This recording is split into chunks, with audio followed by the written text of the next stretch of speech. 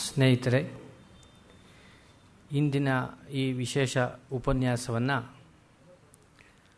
ಸಂಸ್ಥೆಗೆ ಅತ್ಯಂತ ಹತ್ತಿರದಲ್ಲಿದ್ದ ಮತ್ತು ಪೂಜ್ಯ DVG ಅವರಿಗೆ ಅತ್ಯಂತ ಒಡನಾಡಿಗಳಾಗಿದ್ದ ಈ ಸಂಸ್ಥೆಯ ಮೂಲ ಸ್ಥಾನ ಅಂದರೆ ಇಲ್ಲಿಗೆ ಹತ್ತಿರದಲ್ಲಿರುವ ಸುಬ್ಬರಾಮ ಚೆಟ್ಟಿ ರಸ್ತೆಯಲ್ಲಿ ಈ ಸಂಸ್ಥೆ ಪ್ರಾರಂಭವಾದಾಗ ಅವರಿಗೆ DVG ಅವರಿಗೆ ಬಲಗೈಯಾಗಿ ನಿಂತು ಸಹಾಯ ಮಾಡಿದಂತಹ ಹಿರಿಯರಾದಂತಹ ಶ್ರೀ MS ನಾರಾಯಣರಾವ್ ಅವರ ಸ್ಮರಣೆಯಲ್ಲಿ ವಸಂತ್ ಪ್ರಿಂಟಿಂಗ್ ವರ್ಕ್ಸ್ ಅವರು ಈ ಸಂಸ್ಥೆಯಲ್ಲಿ ಅಭಿಮಾನವನ್ನಿಟ್ಟು ನೀಡಿರುವ ದತ್ತಿಯ ಆಶ್ರಯದಲ್ಲಿ ಈ ಕಾರ್ಯಕ್ರಮವನ್ನು ಆಯೋಜಿಸಿದ್ದೇವೆ.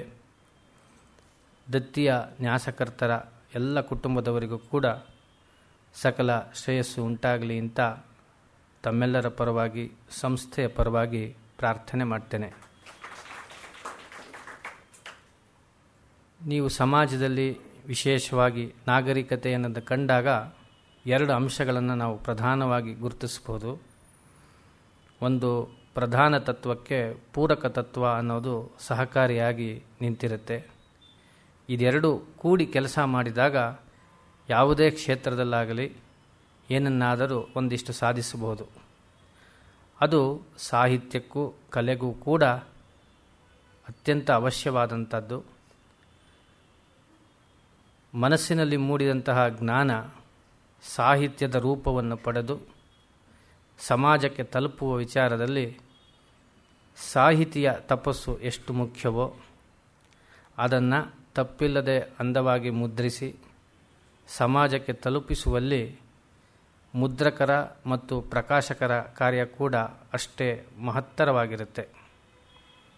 ಒಂದು ಕಟ್ಟಡದ ಮೇಲ್ಭಾಗ ಆದರೆ ಮತ್ತೊಂದು ಕಟ್ಟಡದ ಅಡಿಭಾಗ ಅಥವಾ ತಳಪಾಯ ಅಂತ ಹೇಳಬಹುದು. ಇದೆರಡೂ ಒಂದಕ್ಕೊಂದು ಪೂರಕವಾಗಿದ್ದಾಗ ಮಾತ್ರ ಆ ಕೆಲಸದ ಸಾರ್ಥಕತೆ ಎನ್ನುವುದು ಸಮಾಜಕ್ಕೆ ತಲುಪುವಕ್ಕಾಗತ್ತೆ. ಈ ನಿಟ್ಟಿನಲ್ಲಿ ಶ್ರೀ MS ನಾರಾಯಣರಾವ್ ಅವರ ಜೀವನ, ಅವರು ಕಂಡುಕೊಂಡಂತಹ ಮೌಲ್ಯಗಳು, ಅದನ್ನು ಸಾರ್ಥಕಗೊಳಿಸಲಿಕ್ಕೆ ಪಟ್ಟಂಥ ಪರಿಶ್ರಮ ಮತ್ತು ಈ ಒಂದು ಪ್ರಯಾಣದಲ್ಲಿ ಅವರಿಗೆ ದೊಕ್ಕಿದಂತಹ ಪ್ರಸಿದ್ಧ ಕವಿಗಳ, ಸಾಹಿತಿಗಳ ಒಡನಾಟ ಮತ್ತು ಅದನ್ನು ತಮ್ಮ ಮಕ್ಕಳಿಗೆ ಹಂಚಿ ಇಂದಿಗೂ ಕೂಡ ಅವರೆಲ್ಲರೂ ಕೂಡ ಸನ್ಮಾರ್ಗದಲ್ಲಿ ನಡೀಲಿಕ್ಕೆ ನೀಡಿರತಕ್ಕಂತಹ ಪ್ರೇರಣೆ, ಇವೆಲ್ಲವೂ ಕೂಡ ಇಂದಿನ ಸಮಾಜಕ್ಕೆ ಅತ್ಯಂತ ಅವಶ್ಯವಾಗಿ ಬೇಕಾದಂತಹ ಲಕ್ಷಣಗಳು. ಈ ದಿಸೆಯಲ್ಲಿ ಶ್ರೀ MS ನಾರಾಯಣರಾವ್ ಅವರ ಕೊಡುಗೆ ಅತ್ಯಂತ ಶ್ಲಾಘನೀಯವಾದ್ದು ಮತ್ತು ಸಂತೋಷ ಕೊಡುವಂಥದ್ದು. ಅದಕ್ಕಾಗಿ ಶ್ರೀ MS ನಾರಾಯಣರಾವ್ ಅವರಿಗೂ ಅವರ ಕುಟುಂಬದವರೆಲ್ಲರಿಗೂ ಕೂಡ ನಮ್ಮ ಕೃತಜ್ಞತೆಗಳನ್ನು ಸಲ್ಲಿಸ್ತಾ ಇದ್ದೇನೆ. ಇನ್ನು ಇಂದಿನ ಉಪನ್ಯಾಸವನ್ನು ನೀಡಲು ಈ ವೇದಿಕೆಗೆ ಸುಪರಿಚಿತರೇ ಆದಂತಹ ಈ ಸಂಸ್ಥೆಯ ಏಳಿಗೆ ಬೆಳವಣಿಗೆಯಲ್ಲಿ ಕಾರ್ಯಕರ್ತರಾಗಿ, ಸ್ವಯಂ ಸೇವಕರಾಗಿ ಸುಮಾರು 3 ದಶಕಗಳಿಗೂ ಮೀರಿ ಸೇವೆ ಸಲ್ಲಿಸಿರ್ತಕ್ಕಂತಹ ಹಾಗೂ ವೃತ್ತಿ ಜೀವನದಲ್ಲೂ ಸಾಕಷ್ಟು ಸಾಧನೆ ಮಾಡಿರ್ತಕ್ಕಂತಹ ಡಾಕ್ಟರ್ MK ಶ್ರೀಧರ್ ಅವರು ನಮ್ಮೊಟ್ಟಿಗಿದ್ದಾರೆ. ಅವರಿಗೆ ದತ್ತಿಯ ನ್ಯಾಸಕರ್ತರ ಪರವಾಗಿ, ಸಂಸ್ಥೆಯ ಪರವಾಗಿ, ತಮ್ಮೆಲ್ಲರ ಪರವಾಗಿ ಹೃತ್ಪೂರ್ವಕ ಸ್ವಾಗತವನ್ನು ಕೋರ್ತೇನೆ. ಪ್ರಸಾರಂಗದ ಉಪನಿರ್ದೇಶಕರಾಗಿ, ಫುಲ್ಬ್ರೈಟ್ ಸಂದರ್ಶಕ ಪ್ರಾಧ್ಯಾಪಕರಾಗಿ, ಹಿಂದೂ ಯೂನಿವರ್ಸಿಟಿ ಆಫ್ ಅಮೇರಿಕಾ ಆಸ್ಲ್ಯಾಂಡೋನಲ್ಲಿ ಪ್ರಾಧ್ಯಾಪಕರಾಗಿ, ಯೂನಿಯನ್ ಯೂನಿವರ್ಸಿಟಿ ಸಿನ್ಸ್ಯಾನ್ಸಿಟಿ ಸಂದರ್ಶಕ ಪ್ರಾಧ್ಯಾಪಕರಾಗಿ ಹಾಗೂ ನಮ್ಮೆಲ್ಲರಿಗೂ ಇದೇ ಬಸವನಗುಡಿಯಲ್ಲಿ ಇರುವ ದೇಶೀಯ ವಿದ್ಯಾಶಾಲೆಯ ನ್ಯಾಷನಲ್ ಕಾಲೇಜಿನಲ್ಲಿ ಸುಮಾರು 30 ವರ್ಷ ಅಂದರೆ 3 ದಶಕಗಳ ಕಾಲ ಸಂಸ್ಕೃತದ ಅಧ್ಯಾಪಕರು, ಪ್ರಾಧ್ಯಾಪಕರು ಹಾಗೂ ಪ್ರಾಂಶುಪಾಲರಾಗಿ ಸೇವೆಯನ್ನು ಸಲ್ಲಿಸಿದ್ದಾರೆ. ಕನ್ನಡ ಸಂಸ್ಕೃತ ವಿಶ್ವವಿದ್ಯಾಲಯದ ಕುಲಸಚಿವರಾಗಿಯೂ ಕೂಡ ಸೇವೆಯನ್ನು ಸಲ್ಲಿಸಿದ್ದಾರೆ. ಸುಮಾರು 35 ಅಂತಾರಾಷ್ಟ್ರೀಯ ಹಾಗೂ ರಾಷ್ಟ್ರ ರಾಜ್ಯ ಸಮ್ಮೇಳನದಲ್ಲಿ ಪ್ರಬಂಧ ಮಂಡನೆಯನ್ನು ಮಾಡಿದ್ದಾರೆ. ಸಹಜವಾಗಿಯೇ ಈ ಮಹೋನ್ನತ ಸಾಧನೆಗೆ ಅಮೆರಿಕದ CTNS ಗ್ಲೋಬಲ್ ಪ್ರಶಸ್ತಿ ಬಂದಿದೆ, ಕೆನಡಾದ ರಾಮಕೃಷ್ಣ ಅಂತಾರಾಷ್ಟ್ರೀಯ ಸಂಸ್ಕೃತ ಪ್ರಶಸ್ತಿ ಬಂದಿದೆ, ಆದರ್ಶ ಶಿಕ್ಷಕ ಪ್ರಶಸ್ತಿ ಬಂದಿದೆ, ರಾಷ್ಟ್ರೀಯ ಅತ್ಯುತ್ತಮ ಶಿಕ್ಷಕ ಪ್ರಶಸ್ತಿ ಬಂದಿದೆ. ಇದರ ಜೊತೆಗೆ ತಮಗೆ ಆಶ್ಚರ್ಯವಾಗಬಹುದು, ಡಾಕ್ಟರ್ MK ಶ್ರೀಧರ್ ಅವರು ಹವ್ಯಾಸಿ ಚಾರಣಿಗರೂ ಕೂಡ, ಹಲವು ಸಂಸ್ಕೃತಿ ಮತ್ತು ಕ್ರೀಡಾ ಸಂಸ್ಥೆಗಳ ಸಂಸ್ಥಾಪಕರಾಗಿಯೂ ಕೂಡ ಸೇವೆಯನ್ನು ಸಲ್ಲಿಸಿದ್ದಾರೆ. ಇವರಿಗೆ ಮತ್ತೊಮ್ಮೆ ತಮ್ಮೆಲ್ಲರ ಪರವಾಗಿ ಆತ್ಮೀಯ ಸ್ವಾಗತವನ್ನು ಕೋರ್ತೇನೆ. ಇಂದಿನ ವಿಷಯ ಸಂಸ್ಕೃತ ಸಾಹಿತ್ಯದಲ್ಲಿ ಮೌಲ್ಯಗಳು ಒಂದು ಅವಲೋಕನ ಅಂತ. ಮೌಲ್ಯಗಳ ಬಗ್ಗೆ ಒಂದೆರಡು ಮಾತನ್ನು ಹೇಳಿ ನನ್ನ ಈ ಪ್ರಾಸ್ತಾವಿಕಕ್ಕೆ ಪೂರ್ಣ ವಿರಾಮ ನೀಡ್ತೇನೆ. ಮೌಲ್ಯ ಎನ್ನುವುದು ಒಂದು ದೇಶಕಾಲಾತೀತವಾದ ಸತ್ಯವನ್ನು ಅವಲಂಬಿಸಿ ಹೊರಟಿರ್ತಕ್ಕಂತಹ ವಿಧಿ ನಿಷೇಧಗಳಿಂದ ನಿರೂಪಿಸಲ್ಪಟ್ಟಂತಹ ಮತ್ತು ಸಂಸ್ಕೃತಿ ಸಂಸ್ಕಾರವನ್ನು ಮೂಡಿಸಲಿಕ್ಕೆ ಮಾನಸದಲ್ಲಿ ಇರತಕ್ಕಂತಹ ಏಕೈಕ ಸಾಧನ. ಸಹಜವಾಗಿಯೇ ಸಂಸ್ಕೃತ ಸಾಹಿತ್ಯದಲ್ಲಿ ವಿಪುಲವಾದಂತಹ ಮೌಲ್ಯಮೀಮಾಂಸೆ ಕಾಣ್ತೇವೆ. ಅದರ ಬಗ್ಗೆ ತಮ್ಮ ಚಿಂತನೆಯನ್ನು ನಮ್ಮೊಂದಿಗೆ ಹಂಚಿಕೊಳ್ಳಬೇಕು ಅಂತ ಡಾಕ್ಟರ್ MK ಶ್ರೀಧರ್ ಅವರಲ್ಲಿ ಪ್ರಾರ್ಥನೆ ಮಾಡ್ತೇನೆ. ನಮಸ್ಕಾರ. ಗುರುಬ್ರಹ್ಮ ಗುರುರ್ವಿಷ್ಣು ಗುರುರ್ದೇವೋ ಮಹೇಶ್ವರ ಗುರುಸ್ಸಾಕ್ಷಾತ್ ಪರಂ ಬ್ರಹ್ಮ ತಸ್ಮೈ ಶ್ರೀ ಗುರವೇ ನಮಃ. ಅಖಂಡಮಂಡಲಾಕಾರಂ ವ್ಯಾಪ್ತಂ ಮೇನ ಚರಾಚರಂ ತತ್ಪದಂ ದರ್ಶಿತಂ ಮೇನ ತಸ್ಮೈ ಶ್ರೀ ಗುರವೇ ನಮಃ. ಗುರವೇ ಸರ್ವಲೋಕಾನಾಂ ಭಿಷಜೆ ಭವರೋಗಿಣಾಂ ನಿಧಯೇ ಸರ್ವವಿದ್ಯಾನಾಂ ದಕ್ಷಿಣಾಮೂರ್ತಯೇ ನಮಃ.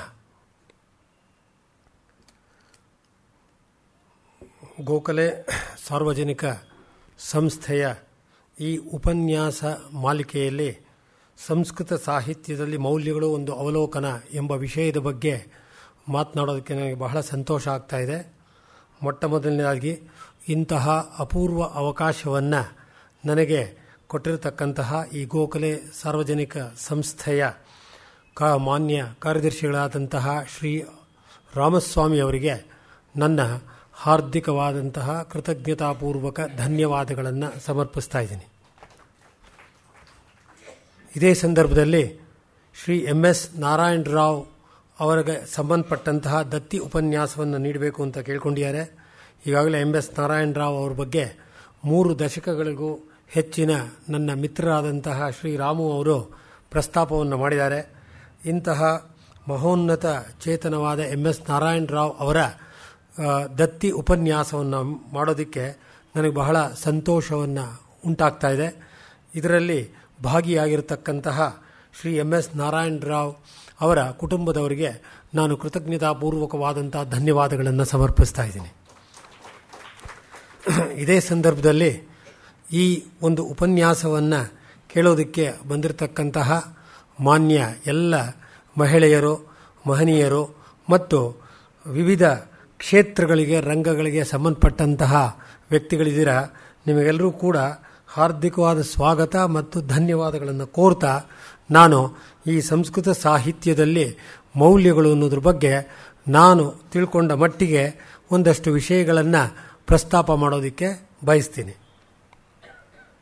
ಸಂಸ್ಕೃತ ಸಾಹಿತ್ಯ ಅಂತ ಹೇಳ್ತಿದ್ದಾಗೇನೆ ಅದೆಷ್ಟು ವಿಸ್ತಾರವಾದದ್ದು, ವಿಪುಲವಾದದ್ದು ಅನ್ನೋದು ತಮಗೆಲ್ಲರಿಗೂ ಕೂಡ ತಿಳಿದ ವಿಷಯವೇ ಆಗಿದೆ. ಇಲ್ಲಿರ್ತಕ್ಕಂಥವ್ರೇನು ಅಜ್ಞರಲ್ಲ, ಪಾಮರರಲ್ಲ. ತಾವು ಪ್ರಾಜ್ಞರು, ಪಂಡಿತರು ಮತ್ತು ಎಲ್ಲಕ್ಕಿಂತ ಹೆಚ್ಚಾಗಿ ಸಹೃದಯಿಗಳು. ಸಂಸ್ಕೃತ ಸಾಹಿತ್ಯ ಎಷ್ಟು ವಿಸ್ತಾರವಾದದ್ದು ಅಂದರೆ ಅದನ್ನು ಒಂದು ಜನ್ಮದಲ್ಲಿ ನಾವು ಅರ್ಥ ಮಾಡ್ಕೊಳ್ಳೋಕೆ ಸಾಧ್ಯವಿಲ್ಲ. ಉದಾಹರಣೆಗೆ 4 ವೇದಗಳು, ಆ ವೇದಗಳಿಗೆ ಸಂಬಂಧಪಟ್ಟಂತಹ ಉಪವೇದಗಳು, ಅದಾದ ನಂತರ ಬಂದಿರತಕ್ಕಂತಹ 360ಕ್ಕೂ ಹೆಚ್ಚು ಉಪನಿಷತ್ತುಗಳು, ಅದರಲ್ಲಿ ಪ್ರಮುಖವಾದಂತಹ 10 ಉಪನಿಷತ್ತುಗಳು, ಈಶಕೇನ ಕಠಪ್ರಶ್ನ ಮುಂಡಮಂಡುಕ್ಯ ತಿತ್ತಿರಿಹಿ ಐತರೇಯಂ ಚ ಚಾಂದೋಗ್ಯಂ ಬೃಹದಾರಣ್ಯಮೇವಚ ಅಂತ 10 ಉಪನಿಷತ್ತುಗಳು, ಅದಕ್ಕೆ ಬಂದಂತಹ ವ್ಯಾಖ್ಯಾನಗಳು, ಆಮೇಲೆ ವೇದವ್ಯಾಸರು ರಚಿಸಿರತಕ್ಕಂತಹ 18 ಪುರಾಣಗಳು, ಅದರಲ್ಲಿ ಅತ್ಯಂತ ದೊಡ್ಡದಾದಂತಹ ಸಾಂಖ್ಯ ಪುರಾಣ 85,000 ಶ್ಲೋಕಗಳನ್ನು ಉಳ್ಳಂತಹ ಪುರಾಣಗಳು, ಅದಲ್ಲದೆ ಸ್ಥಳ ಪುರಾಣಗಳು, ಉಪಪುರಾಣಗಳು, ಅದು ಲೆಕ್ಕವಿಲ್ಲ.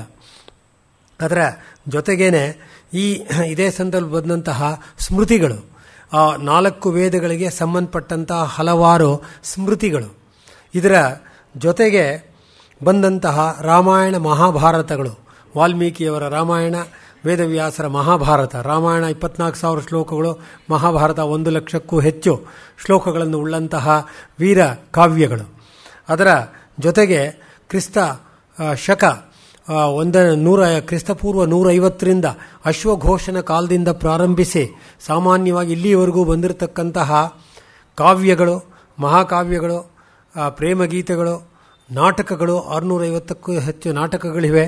ಆಮೇಲೆ ಚಂಪೂ ಕಾವ್ಯಗಳು, ಗದ್ಯಕಾವ್ಯ, ಮುಕ್ತಕಗಳು, ಅದಲ್ಲದೆ ಚಾಣಕ್ಯನ ನೀತಿ ಸಾರಗಳು, ಹಲವಷ್ಟು ನೀತಿ ಗ್ರಂಥಗಳು, ಭರ್ತೃಹರಿ, ಚಾಣಕ್ಯ, ಕಾಮಂದಕಿ, ವಾಸಿಷ್ಠ ಮುಂತಾದವು, ಯೋಗ ವಾಸಿಷ್ಠ 32,000 ಶ್ಲೋಕಗಳನ್ನು ಉಳ್ಳಂತಹ ಈ ಒಂದು ಯೋಗ ವಾಸಿಷ್ಠ. ಹೀಗೆ ಇದಿಷ್ಟು ಬರೀ ಸಾಹಿತ್ಯಕ್ಕೆ ಸಂಬಂಧಪಟ್ಟದ್ದು. ಅದಲ್ಲದೆ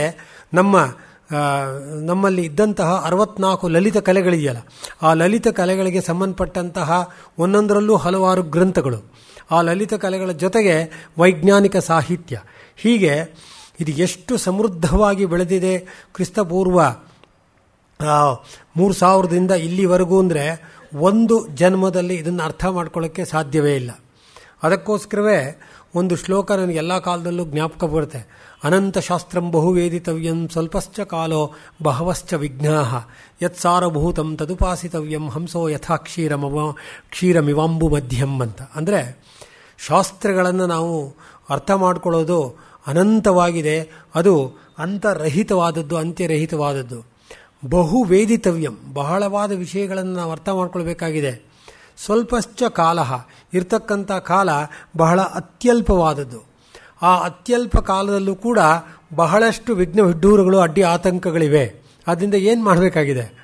ಆ ಕಾರಣದಿಂದ ನಾವು ಯತ್ ಸಾರಭೂತಂ, ಯಾವುದು ಸಾರಭೂತವೋ, ಇನ್ ದ ಕ್ವಿಂಟ್ ಎಸೆನ್ಸ್ ಅಂತ ಏನು ಹೇಳ್ತೀವೋ, ಪರಿಪಾಕ ಅಂತ, ಆ ಪರಿಪಾಕದ ರೂಪದಲ್ಲಿ ತಿಳ್ಕೋಬೇಕಾಗಿದೆ. ಯತ್ ಸಾರಭೂತಂ ತದ್ ಉಪಾಸಿತವ್ಯಂ, ಅದನ್ನು ನಾವು ಉಪಾಸನೆ ಮಾಡಬೇಕು, ಅದನ್ನು ಜೀವನದಲ್ಲಿ ಅನುಷ್ಠಾನಗೊಳಿಸಬೇಕು.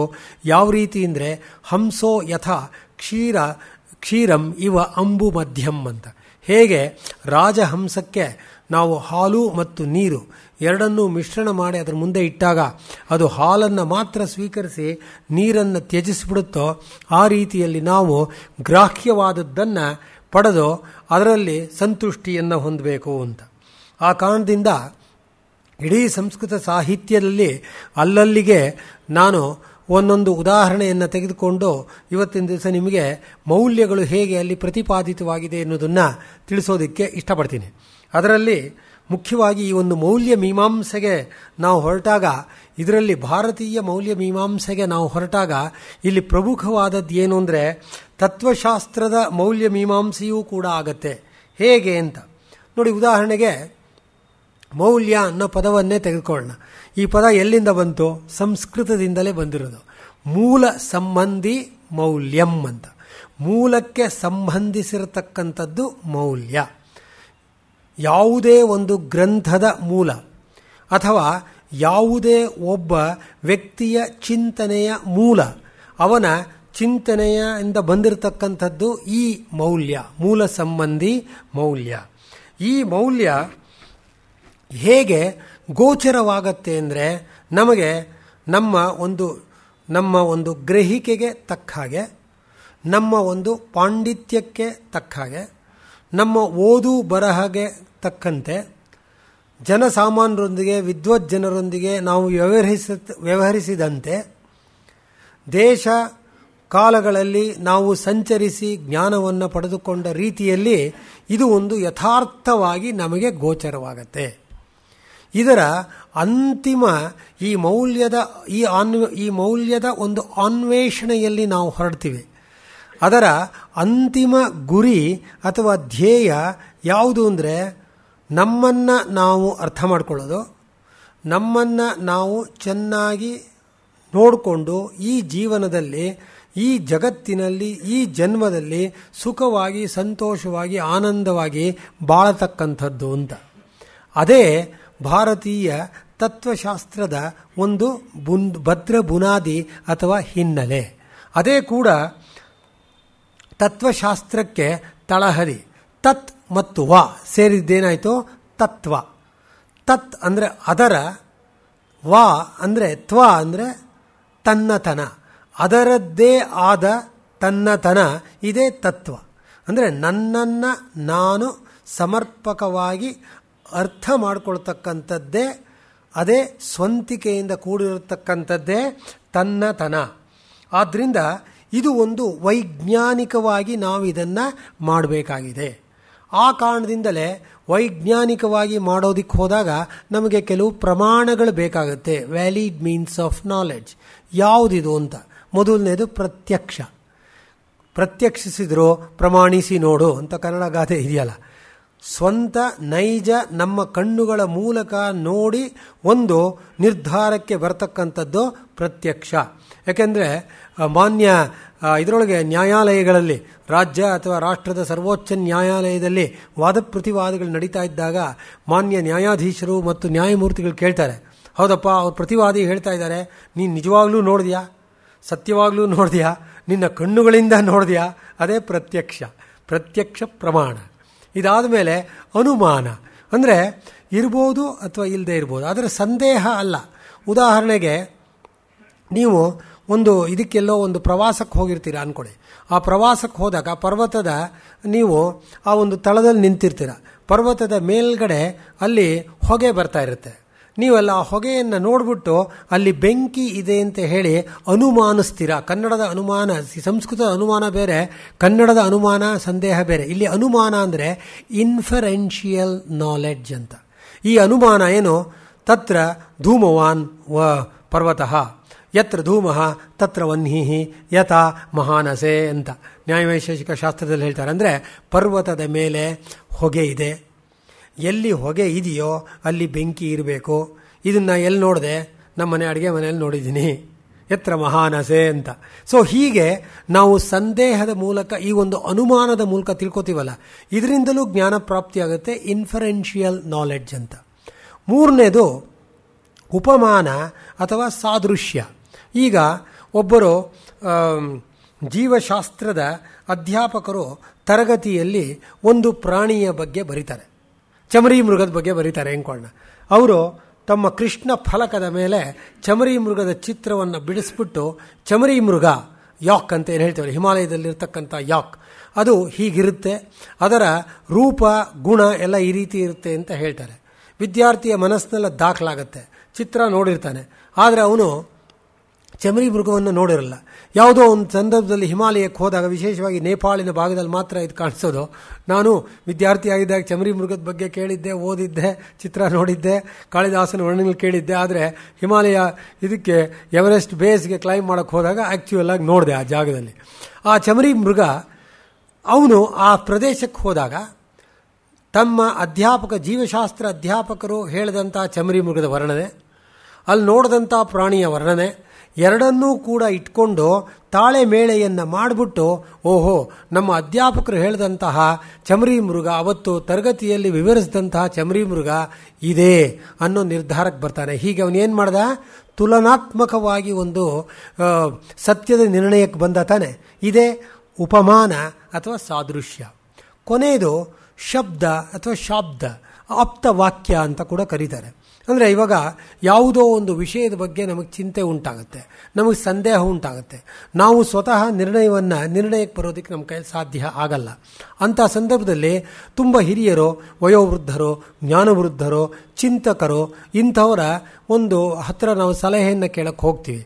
ಅವರು ತಮ್ಮ ಅಪಾರವಾದ ಜ್ಞಾನದ ಹಿನ್ನೆಲೆಯಲ್ಲಿ, ಅನುಭವದ ಹಿನ್ನೆಲೆಯಲ್ಲಿ ಉತ್ತರವನ್ನು ಕೊಡ್ತಾರೆ. ನಮಗದರಿಂದ ಸಮಾಧಾನ ಆಗುತ್ತೆ. ಇದು ಸರಿ, ಈ ನಮ್ಮ ಸಂದೇಹಕ್ಕೆ ಇದು ಸರಿಯಾದ ಉತ್ತರ ಅಂತ ಹೇಳಿ ನಮಗೆ ಗೊತ್ತಾಗುತ್ತಲ್ಲ, ಅದೇ ಆಪ್ತವಾಕ್ಯ ಅಥವಾ ಶಾಬ್ದ. ಹೀಗೆ 4 ಪ್ರಮಾಣಗಳ ಮೂಲಕ ನಾವು ಸತ್ಯವನ್ನು ಅರ್ಥಕೊಳ್ತೀವಿ, ಮೌಲ್ಯಗಳನ್ನು ತಿಳ್ಕೊಳ್ತೀವಿ. ಇದೇ ವೈಜ್ಞಾನಿಕವಾದ ಕ್ರಮ. ಇದಲ್ಲದೆ ಅರ್ಥಾಪತ್ತಿ ಮತ್ತು ಅನುಪಲಬ್ಧಿ ಅಂತಿದೆ, ಅದ್ರ ಬಗ್ಗೆ ನಾವು ಚಿಂತೆ ಮಾಡೋದು ಬೇಡ. ಈ 4 ತಿಳ್ಕೊಂಡ್ರೆ ಸಾಕು. ಹೀಗೆ ಈ ಥರ ಪ್ರಾಚೀನವಾದಂತಹ ಭಾರತೀಯ ವೈಜ್ಞಾನಿಕ ಪದ್ಧತಿ ಇತ್ತಲ್ಲ, ಅದೇ ನಂತರದಲ್ಲಿ ಆಧುನಿಕ ವಿಜ್ಞಾನ ಬೆಳೆದಾಗ ಅದೇನಾಯಿತು, ನಾವು ನಮ್ಮ ವಿದ್ಯಾರ್ಥಿ ದೆಸೆಗಳಲ್ಲಿ ಫಿಸಿಕ್ಸ್ ಮತ್ತು ಕೆಮಿಸ್ಟ್ರಿ ರಸಾಯನ ಪ್ರಯೋಗಾಲಯಗಳಲ್ಲಿ ಮಾಡಿದ್ವಲ್ಲ, ಯಾವುದೋ experiment, observation, inference, conclusion. So ಅದು ಇವತ್ತಿಗೆ ಬಂತು ಜಾರಿಗೆ. ಆದರೆ ಆ ಕಾಲದಲ್ಲೇ ನ್ಯಾಯವೈಶೇಷಿಕರು, ಆಮೇಲೆ ಅದಕ್ಕೂ ಹಿಂದೆ ವೇದಾಂತ ಶಾಸ್ತ್ರಜ್ಞರು ಇಂಥ ಪ್ರಮಾಣಗಳನ್ನು ನಮಗೆ ಕೊಟ್ಬಿಟ್ಟಿದ್ರು. ಪ್ರಮಾಣಗಳ ಮೂಲಕ ನಾವು ಏನು ತಿಳ್ಕೊಳ್ತೀವಿ, ತತ್ವಶಾಸ್ತ್ರದ ಮೂಲಕ ನಾವು ಅರಿವನ್ನು ಪಡಿತೀವಿ, ಜ್ಞಾನವನ್ನು ಪಡಿತೀವಿ. ಇಂಥ ಅನ್ವೇಷಣಾ ಕ್ರಮವೇ ಇದು ವೈಜ್ಞಾನಿಕವಾದದ್ದು. ಇದು ವಿವರಿಸ್ತಕ್ಕಂಥದ್ದೇ ಯಾವುದು, ಶಾಸ್ತ್ರ. ಈ ವೈಜ್ಞಾನಿಕ ಕ್ರಮವನ್ನು ಸಮಗ್ರವಾಗಿ ವಿವರಿಸ್ತಕ್ಕಂಥದ್ದೇ ಶಾಸ್ತ್ರ. ಆ ಕಾರಣದಿಂದ ನಾವು ಮೌಲ್ಯಗಳನ್ನು ತಿಳ್ಕೊಳ್ಬೇಕಾದ್ರೆ, ಅರಿವನ್ನು ಹೊಂದಬೇಕಾದ್ರೆ ಶಾಸ್ತ್ರಕ್ಕೆ ಮೊರೆ ಹೋಗಲೇಬೇಕು. ಇದು ಈ ಶಾಸ್ತ್ರದಲ್ಲಿ ಏನನ್ನು ತಿಳಿಸ್ತಾರೆ ಅಂದರೆ, ವಸ್ತುವನ್ನು ಕುರಿತು ತಿಳಿಸ್ತಾರೆ, ವ್ಯಕ್ತಿಯನ್ನು ಕುರಿತು ತಿಳಿಸ್ತಾರೆ, ಅಥವಾ ಯಥಾರ್ಥವಾಗಿ ತಿಳಿಸ್ತಾರೆ. ಇದು ಹೀಗಿದೆ, ಇದು ಹೀಗಿಲ್ಲ, ಇದು ಹೀಗಿರಬೇಕು, ಇದು ಹೀಗಿರಬಾರ್ದು ಅನ್ನೋ ವಿಷಯವನ್ನು ತಿಳಿಸ್ತಾರಲ್ಲ, ಅದಕ್ಕೆ ಯಥಾರ್ಥ ಜ್ಞಾನ, ಕ್ಷಮಿಸಿ, ಅಯಥಾರ್ಥ ಜ್ಞಾನ ಅಂತ ಹೆಸರು. ಯಥಾರ್ಥ ಜ್ಞಾನ ಅಂದ್ರೇನೋ, ವ್ಯಕ್ತಿ ಅಂತ ತಿಳ್ಕೊಳ್ಳೋದು ಯಥಾರ್ಥ ಜ್ಞಾನ. ಕುದುರೆಯನ್ನು ಕುದುರೆ ಅಲ್ಲ ಆನೆ ಅಂತ ತಿಳ್ಕೊಳ್ಳೋದು ಅಯಥಾರ್ಥ ಜ್ಞಾನ.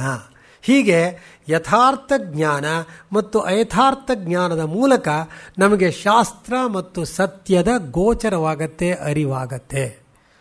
ಆ ಕಾರಣದಿಂದ ಇಲ್ಲಿ ತತ್ವಶಾಸ್ತ್ರ ಮತ್ತು ಮೌಲ್ಯ ಮೀಮಾಂಸೆ ನಮ್ಮ ದೇಶದ ಸಾಹಿತ್ಯದಲ್ಲಿ ಹಾಸುಹೊಕ್ಕಾಗ್ಬಿಟ್ಟಿದೆ. ಆದರೆ ಪಾಶ್ಚಾತ್ಯರಲ್ಲಿ ಹಾಗಲ್ಲ. ಯಾಕೆ ಅಂತ ನೋಡಿ, ಪಾಶ್ಚಾತ್ಯರಲ್ಲಿ ಏನಾಗಿದೆ ಅಂದರೆ, ಫಿಲಾಸಫಿ ಅಥವಾ ದರ್ಶನ ಅನ್ನೋದು ಬೇರೆ. ಫಿಲಾಸಫಿ ಅಂದರೆ ದರ್ಶನ ಅಥವಾ ತತ್ವಶಾಸ್ತ್ರ. ಪಾಶ್ಚಾತ್ಯರಲ್ಲಿ, ಪಾಶ್ಚಾತ್ಯ ಚಿಂತಕರಲ್ಲಿ ಫಿಲಾಸಫಿ ಬೇರೆ, ವ್ಯಾಲ್ಯೂ ಇನ್ವೆಸ್ಟಿಗೇಷನ್ ಅಂದರೆ ಮೌಲ್ಯದ ಅನ್ವೇಷಣೆ ಬೇರೆ ಬೇರೆ. ಹಾಗೆಯೇ ಸಿದ್ಧಾಂತ, ಥಿಯರಿ ಬೇರೆ.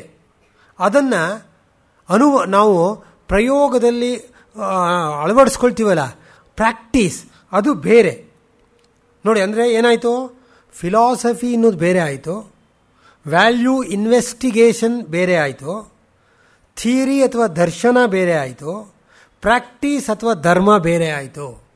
ಆದರೆ ನಮ್ಮಲ್ಲಿ ಎಲ್ಲವೂ ಹಾಸು ಹೊಕ್ಕಾಗ್ಬಿಟ್ಟಿದೆ, ಒಂದಕ್ಕೆ ಇನ್ನೊಂದು ಜೊತೆಗೂಡಿದೆ. ಉದಾಹರಣೆಗೆ ಹೇಳಿದ್ದೆ ಆದರೆ, ದರ್ಶನದಿಂದ ನಾವು ಧರ್ಮವನ್ನು ಅರ್ಥ ಮಾಡ್ಕೊಳ್ತೀವಿ.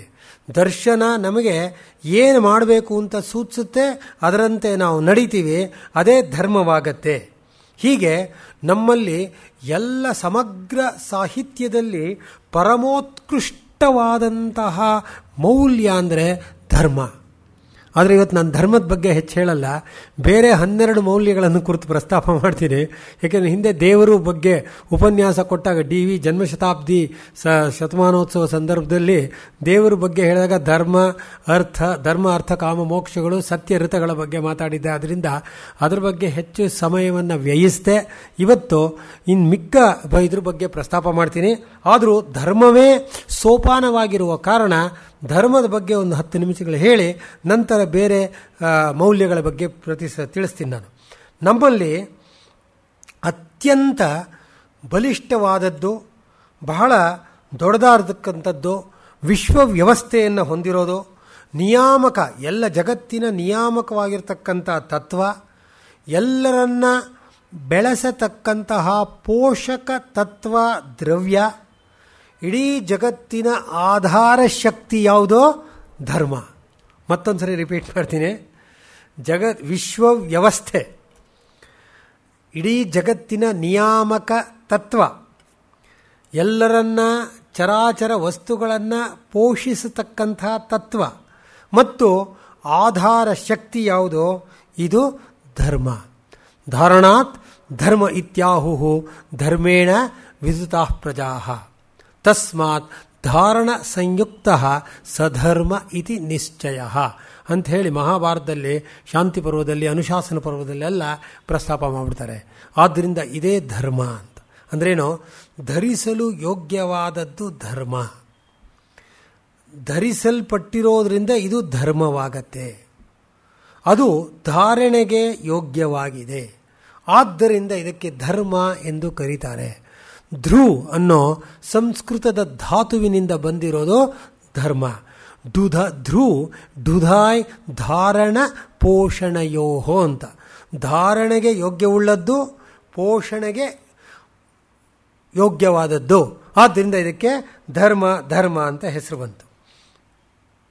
ಈ ಧರ್ಮದ ಬಗ್ಗೆ ಬೃಹದಾರಣ್ಯಕ ಉಪನಿಷತ್ತಲ್ಲಿ ಒಂದು ಕಥೆ ಇದೆ, ಅದನ್ನು ತಿಳಿಸ್ತೀನಿ. ಚಿಕ್ಕದಾಗಿರ್ತಕ್ಕಂಥ ಕಥೆ. ಮೊದಲಿಗೆ ಜಗತ್ನಲ್ಲಿ ಒಂದೇ ಒಂದು ವಸ್ತು ಇತ್ತಂತೆ, ಪರಬ್ರಹ್ಮ ವಸ್ತು, ultimate supreme reality of the universe. ಪರಬ್ರಹ್ಮ ವಸ್ತು, ಅದಕ್ಕೆ ಸದ್ವಸ್ತು ಅಂತ ಕೂಡ ಕರೀತಾರೆ. ಆ ಪರಬ್ರಹ್ಮ ವಸ್ತು ಒಂದೇ ಇದ್ದಿದ್ದು. ಅದು ಭೂತಕಾಲದಲ್ಲೂ ಇತ್ತು, ವರ್ತಮಾನದಲ್ಲೂ ಇತ್ತು, ಭವಿಷ್ಯತ್ ಕಾಲದಲ್ಲೂ ಇದೇ ಇರುತ್ತೆ. ಆದರೆ ಆ ಕಾಲದಲ್ಲಿ, ಅಂದರೆ ಬೃಹದಾರಣ್ಯಕ ಉಪನಿಷತ್ತು ಬರೆದ ಕಾಲದಲ್ಲಿ, ಋಷಿಮುನಿಗಳು ಚಿಂತಿಸದಂತಹ ಕಾಲದಲ್ಲಿ ಆ ಸದ್ವಸ್ತು ಅಥವಾ ಆ ಬ್ರಹ್ಮನಿಗೆ, ಪರಬ್ರಹ್ಮನಿಗೆ ಬೇಜಾರಾಯ್ತಂತೆ. ಒಬ್ಬನೇ ಇದ್ದು, ಸಾಲಿಟರಿನೆಸ್, ಬೇಜಾರಾಯಿತು. ಒಬ್ಬನೇ ಇದ್ದು ಎಷ್ಟು ಬೇಜಾರಾಗಿದೆ ಅಂದ್ಬಿಟ್ಟು ತನ್ನ ಲೀಲಾ ವಿಲಾಸದಿಂದ 4 ವರ್ಣಗಳನ್ನು ಸೃಷ್ಟಿಸಿದ್ನಂತೆ. 4 ವರ್ಣಗಳು, ಬ್ರಾಹ್ಮಣ, ಕ್ಷತ್ರಿಯ, ವೈಶ್ಯ, ಶೂದ್ರ ಅಂತ ಹೇಳಿ. ಚಾತುರ್ವರ್ಣ್ಯಂ ಮಯಾ ಸೃಷ್ಟಂ ಗುಣಕರ್ಮ ವಿಭಾಗಶಃ ಅಂತ ಕೃಷ್ಣ ಭಗವದ್ಗೀತೆಯಲ್ಲಿ ಹೇಳ್ಬಿಡ್ತಾನಲ್ಲ. ವರ್ಣ ಅದು ಕಲರ್, ಕ್ಲಾಸ್. ಸೊ ಕಲರ್ ಅದು 4 ವರ್ಣವನ್ನು ಸೃಷ್ಟಿ ಮಾಡಿ ನೀವು ಚಟುವಟಿಕೆ ಮಾಡಿ ಜಗತ್ತಿನಲ್ಲಿ ಒಳ್ಳೆ ಕೆಲಸ ಮಾಡಿ ಅಂತಂದಂತೆ. ಆದರೆ ಅವರಲ್ಲಿ ಪರಸ್ಪರ ಸಹಕಾರ ಉಂಟಾಗಲಿಲ್ಲ, ಲೋಕ ಸಂಗ್ರಹವಾಗಲಿಲ್ಲ. ಕೃಷ್ಣ ಭಗವದ್ಗೀತೆಯಲ್ಲಿ ಹೇಳ್ತಾನೆ, ನಾನು ಹುಟ್ಟಿದ ಯಾತಕ್ಕೆ ಅಂದರೆ ಲೋಕ ಸಂಗ್ರಹಕ್ಕೋಸ್ಕರ ಅಂತ.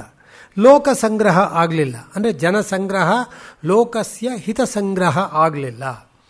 ಅದಕ್ಕೆ ಅವನೇನು ಮಾಡ್ದ ಅಂದರೆ, ಹೀಗೆ ಎಲ್ಲವನ್ನು, ಇಡೀ ಜಗತ್ತನ್ನು ನಿಯಂತ್ರಿಸ್ತಕ್ಕಂತಹ, ಎಲ್ಲರ ಹಿತವನ್ನು ಕಾಯ್ತಕ್ಕಂತಹ, ಎಲ್ಲರ ಸಮರಸವನ್ನು ಕಾಯ್ತಕ್ಕಂತಹ ಅಂತಹ ಅಪರೂಪದ ಪ್ರಜ್ಞೆಯುಳ್ಳ ಈ ಸದ್ವಸ್ತು ಈ ಜಗತ್ತಿನ ಜನರಿಗೆ ಒಂದು ಒಳ್ಳೆ ಜೀವಾಂಶವನ್ನು ಕೊಡೋಣ, ಜೀವಾತು ಅಂತೀವಲ್ಲ, ಅಂದರೆ ಜೀವದ್ರವ್ಯ, ಆ ಜೀವದ್ರವ್ಯವನ್ನು ಕೊಡೋಣ ಅಂತ ಹೇಳಿಬಿಟ್ಟು ಧರ್ಮವನ್ನು ಸೃಷ್ಟಿ ಮಾಡಿದ್ನಂತೆ. ನೋಡಿ, ಹೀಗೆ ಆ ಧರ್ಮವನ್ನು ಸೃಷ್ಟಿ ಮಾಡಿದ್ದನ್ನು ಹೇಳ್ತಾರೆ ಬೃಹದಾರಣ್ಯಕ ಉಪನಿಷತ್ತಲ್ಲಿ. ತತ್ ಶ್ರೇಯೋ ರೂಪಂ ಅತ್ಯಸೃಜತ ಧರ್ಮಂ. ನೋಡಿ, ಆ ಶ್ರೇಯೋ ರೂಪವಾದ, ಎಲ್ಲರಿಗೂ ಒಳ್ಳೆಯನ್ನು ಉಂಟು ಮಾಡತಕ್ಕಂತಹ ಧರ್ಮವನ್ನು ಅತ್ಯಸೃಜತ, ಅವನು ವಿಶೇಷವಾಗಿ ಸೃಷ್ಟಿ ಮಾಡಿದ. ತಸ್ಮಾತ್ ಧರ್ಮಂ ಪರಂ ನಾಸ್ತಿ. ನೋಡಿ, ತಸ್ಮಾತ್, ಆದ್ದರಿಂದ, ಅಲ್ಲಲ್ಲಿ ಶ್ಲೋಕ ಹೇಳ್ಬಿಟ್ಟು ಅರ್ಥ ಕೂಡ ಹೇಳ್ತೀನಿ ನಾನು ನಿಮಗೆ. ತಸ್ಮಾತ್, ಆದ್ದರಿಂದ, ಧರ್ಮಂ, ಧರ್ಮಕ್ಕಿಂತ ಪರಂ, ಅತಿಶಯವಾದದ್ದು, ದೊಡ್ಡದಾದದ್ದು ಯಾವುದೂ ಇಲ್ಲ ಅಂತ ಹೇಳ್ಬಿಡ್ತಾರೆ. ಈ ಧರ್ಮಕ್ಕೆ ನಂತರದಲ್ಲಿ ಸೇರ್ಕೊಂಡಿದ್ದು ಸತ್ಯ ಮತ್ತು ಋತ. ಸತ್ಯ ಅನ್ನತಕ್ಕಂಥದ್ದು ವೈಯಕ್ತಿಕ ನೆಲೆಗಟ್ಟಿನಲ್ಲಿ ಉಳ್ಳದ್ದು, ಅದು ಶಾಸ್ತ್ರದ ಅರ್ಥವನ್ನು ಉಳ್ಳದ್ದು. ಅದೇ ಋತ ಅನ್ನತಕ್ಕಂಥದ್ದು ವಿಶ್ವವ್ಯಾಪಕವಾದದ್ದು, ಇಡೀ ಜಗತ್ತನ್ನು ವ್ಯಾಪಿಸಿರತಕ್ಕಂತಹ ಒಂದು, ಇಡೀ ಜಗತ್ತನ್ನು ನಿಯಂತ್ರಿಸ್ತಾ ಇರತಕ್ಕಂತಹ ಧರ್ಮ ಯಾವುದೋ ಋತ. ಅದೇ ವೈಯಕ್ತಿಕ ನೆಲೆಗಟ್ಟಿನಲ್ಲಿ ನಾವು ನೀವು ದಿನನಿತ್ಯದ ಸನ್ನಿವೇಶದಲ್ಲಿ ಮಾಡ್ತಕ್ಕಂತಹ ಒಂದು ಮೌಲ್ಯ, ಪರಿಪಾಲಿಸ್ತಕ್ಕಂತಹ ಮೌಲ್ಯ ಯಾವುದೋ ಸತ್ಯ. ಈ ಸತ್ಯ ಋತಗಳು ಒಟ್ಟಿಗೆ ಸೇರಿದಾಗ ಅದು ಧರ್ಮವಾಗತ್ತೆ. ಸತ್ಯ ಅಂದ್ರೆ ಹಾಗಾದ್ರೆ ಏನು ತಿಳ್ಕೊಳ್ಳೋಣ? ಲೌಕಿಕವಾಗಿ ನಾವು ನೀವು ಪ್ರತಿನಿತ್ಯ ವ್ಯವಹರಿಸ್ತಕ್ಕಂತಹ ಧರ್ಮ, ಅದು ಸತ್ಯ. ಅದರಿಂದ ತತ್ವದ ಅರಿವಾಗತ್ತೆ. ಆ ಕಾರಣದಿಂದಲೇ ಸತ್ಯಂ ವದ ಅಂತ ಹೇಳ್ತಾರೆ. ಸತ್ಯವನ್ನೇ ಹೇಳು, ಧರ್ಮಂಚರ, ಧರ್ಮದಲ್ಲಿ ನಡವಳಿಕೆಯನ್ನು ಹೊಂದು. ಹೌದು ತಾನೆ? ಸತ್ಯಮೇವ ಜಯತೆ ಮುಂಡಕ ಉಪನಿಷತ್. ಸತ್ಯವೇ ಕೊನೆಗೂ ಜಯಿಸುತ್ತದೆ. ನ ಅನೃತಂ, ಅಸತ್ಯವಲ್ಲ, ಅನೃತವಲ್ಲ. ಆ ಕಾರಣದಿಂದ ಯಾವಾಗ ಸತ್ಯದ ಅನುಷ್ಠಾನವನ್ನು ನಾವು ಮಾಡ್ತೀವೋ, ಶಾಸ್ತ್ರವನ್ನು ನಾವು ಅರ್ಥ ಮಾಡ್ಕೊಳ್ತೀವೋ, ಅದು ಧರ್ಮವಾಗತ್ತೆ. ಸತ್ಯದ ಅನುಷ್ಠಾನದಿಂದ ಏನಾಗುತ್ತೆ? ಧರ್ಮವಾಗತ್ತೆ. ಅದಕ್ಕೆ ಇಡೀ ಹೇಳಿದ್ರು, ಎಲ್ಲರೂ ಹೇಳಿದ್ರು ಗಾಡ್ ಈಸ್ ಟ್ರೂತ್ ಅಂದರು. ಹೌದಾನೆ? ದೇವರೇ ಪರಮ ಸತ್ಯ ಅಂತ. But Mahatma Gandhi vent A step forward and shed truth is god. ಸತ್ಯವೇ ದೇವರು ಅಂತ. ಅದರಿಂದಲೇ ಅವರು ತಮ್ಮ ಆತ್ಮಚರಿತ್ರೆಯನ್ನು ಬರೆದಾಗ story of My Experiments with truth ಅಂತ ಬರೆದರು. ಸೊ ಆ ಕಾರಣದಿಂದ ಸತ್ಯದೊಂದಿಗೆ ನಾನು ಮಾಡಿದಂತಹ ಪರೀಕ್ಷೆ ಮತ್ತು ಅನ್ವೇಷಣೆ ಅಂತ ತಾವೆಲ್ಲರೂ ಕೂಡ ಓದಬೇಕು ಅದನ್ನು. ನನಗೆ ಈಗೊಂದು 35 ವರ್ಷಗಳ ಹಿಂದೆ ಡಾಕ್ಟರ್ ಎಚ್ ನರಸಿಂಹಯ್ಯನವ್ರು, ನಾನು ಅವ್ರ ಶಿಷ್ಯ, ನೋಡಪ್ಪ ನೀನು Story of My Experiments with Truth ಓದಿದ್ಯೇನಪ್ಪ ಅಂದರು. ಇಲ್ಲ ಸರ್ ಅಂದೆ. ಅವ್ರ ವಿದ್ಯಾರ್ಥಿ, ನಾನು ವಿದ್ಯಾರ್ಥಿ ದಶೆಯಲ್ಲಿ. ಅವ್ರು ಹೇಳಿದ್ರು, ನೋಡಪ್ಪ ನೀವು ಮೊದಲು ಓದಬೇಕಪ್ಪ ಇದನ್ನು, ಸಂಸ್ಕೃತವನ್ನಾಗಿ ನೀನು ಇದನ್ನು ಮೊದಲು ಓದಬೇಕಪ್ಪ ಅಂತೇಳಿ ನೆಕ್ಸ್ಟ್ ಡೇ ಆ ಪುಸ್ತಕ ಕೊಂಡುಕೊಟ್ರು. ಸೊ ಅದನ್ನು ಓದಿದಾಗ ನನಗೆ ಗೊತ್ತಾಯಿತು, ಸತ್ಯವನ್ನು ಅರ್ಥ ಮಾಡ್ಕೊಳ್ಳೋದು ಎಷ್ಟು ಕಷ್ಟ, ಜೀವನದಲ್ಲಿ ಅದನ್ನು ಪರಿಪಾಲಿಸೋದು ಎಷ್ಟು ಕಷ್ಟ ಅಂತ. ಸೊ ಆದರೆ ಮಹಾತ್ಮ ಗಾಂಧಿಯವರು ಎಷ್ಟರ ಮಟ್ಟಿಗೆ ಅದನ್ನು ಪರಿಪಾಲಿಸಿದ್ರು ಅಂತ. ಈ ಜಗತ್ತಿನ ಎಲ್ಲ ಚಿಂತಕರು, ಇವರು ಮಹಾನ್ ಚೇತನರು, ಸಂತರು ಸತ್ಯವನ್ನು ಕಂಡುಕೊಂಡಿದ್ದಾರೆ, ಸತ್ಯವನ್ನು ತಮ್ಮ ಜೀವನದಲ್ಲಿ ಪರಿಪಾಲಿಸಿದ್ದಾರೆ. ಇದನ್ನೇ ಶಂಕರ ಭಗವತ್ಪಾದರು ಬೃಹದಾರಣ್ಯಕ ಉಪನಿಷತ್ನ ಅಲ್ಲಿ ತಮ್ಮ ಭಾಷ್ಯವನ್ನು ಬರೆಯುವಾಗ ಅದಕ್ಕೆ ಹೇಳ್ತಾರೆ, ಯೋ ವೈ ಸ ಧರ್ಮೋ ವ್ಯವಹಾರ ಲಕ್ಷಣೋ ಲೌಕಿಕೈ ವ್ಯವಹರೀಯಮಾಣ ಸತ್ಯಂ ವೈ ತತ್. ಸತ್ಯಮಿತಿ ಯಥಾ ಶಾಸ್ತ್ರಾರ್ಥತ ಸ ಏವ ಅನುಷ್ಠೀಯಮಾನೋ ಧರ್ಮಂ ಭವತಿ. ಶಾಸ್ತ್ರಾರ್ಥತ್ವೇನ ಜ್ಞಾಯಮಾನಸ್ಯ ಸತ್ಯಂ ಭವತಿ. ನೋಡಿ ಎಷ್ಟು ಚೆನ್ನಾಗಿ ಆ ಕಾಲದಲ್ಲಿ ಎಷ್ಟು ಸರಳವಾದ ಭಾಷೆಯಲ್ಲಿ ಶಂಕರ ಭಗವತ್ಪಾದರು ಸತ್ಯ ಮತ್ತು ಇದ್ರ ಬಗ್ಗೆ ತಿಳಿಸ್ಕೊಟ್ಬಿಟ್ಟಿದ್ದಾರೆ. ಅವ್ರು ಹೇಳ್ತಾರೆ, ಲೌಕಿಕವಾಗಿ ನಾವು ವ್ಯವಹರಿಸ್ತಕ್ಕಂಥದ್ದೇ ಮತ್ತು ವ್ಯವಹಾರದ ಲಕ್ಷಣಗಳನ್ನು ಉಳ್ಳದ್ದೇ ಸತ್ಯ. ಅದು ಶಾಸ್ತ್ರದ ಅರ್ಥವನ್ನು ನಮಗೆ ಗೋಚರ ಮಾಡುತ್ತೆ. ಅದನ್ನು ನಾವು, ಆ ಸತ್ಯವನ್ನು ನಾವು ಜೀವನದಲ್ಲಿ ಪರಿಪಾಲಿಸಿದಾಗ ಅದೇ ಧರ್ಮವಾಗತ್ತೆ. ಹೀಗಾಗಿ ಶಾಸ್ತ್ರವನ್ನು ಅರ್ಥ ಮಾಡಿಕೊಳ್ಳೋದ್ರ ಮೂಲಕ, ಧರ್ಮವನ್ನು ಪಾಲಿಸೋದ್ರ ಮೂಲಕ ಸತ್ಯ ಮತ್ತೊಮ್ಮೆ ಪ್ರಕಾಶಿಸುತ್ತದೆ. ಅದೇ ಸತ್ಯದ ವೈಶಿಷ್ಟ್ಯ ಅಂತ ಹೇಳ್ತಾರೆ ನೋಡಿ. ಇದು ಒಂದು ಮೌಲ್ಯ. ಈ ಸತ್ಯ ಅನ್ನತಕ್ಕಂಥದ್ದು ಪರಮ ಮೌಲ್ಯ. ಅದು ಈ ಮೌಲ್ಯಗಳಿಗೆ ನಾವು ಬಂದಾಗ ಹಲವಷ್ಟು ವಿಭಾಗಗಳನ್ನು ಮಾಡಿಕೊಂಡಿರ್ತಕ್ಕಂಥದ್ದು ನಾವು ನೋಡ್ಬೋದು. ಈ ದೇಶದಲ್ಲಿ ಮತ್ತು ಪಾಶ್ಚಾತ್ಯರು ಕೂಡ ಈ ಒಂದು ಮೌಲ್ಯ ಮೀಮಾಂಸೆಗೆ ಹೊರಟು ಹಲವಷ್ಟು ರೀತಿಯಲ್ಲಿ ವಿಭಾಗಗಳನ್ನು ಮಾಡ್ಕೊಂಡಿದ್ದಾರೆ. ಆ ವಿಭಾಗಗಳನ್ನು ನಿಮಗೆ ಸ್ಥೂಲವಾಗಿ ನಾನಿವಾಗ ತಿಳಿಸ್ತೀನಿ. ಮೊದಲನೇದಾಗಿ ಸಹಜವಾದ ಮೌಲ್ಯ, ಸಹಜ ಮೌಲ್ಯ, ನ್ಯಾಚುರಲ್ ವ್ಯಾಲ್ಯೂ ಅಂತ. ಯಾವುದಿದು?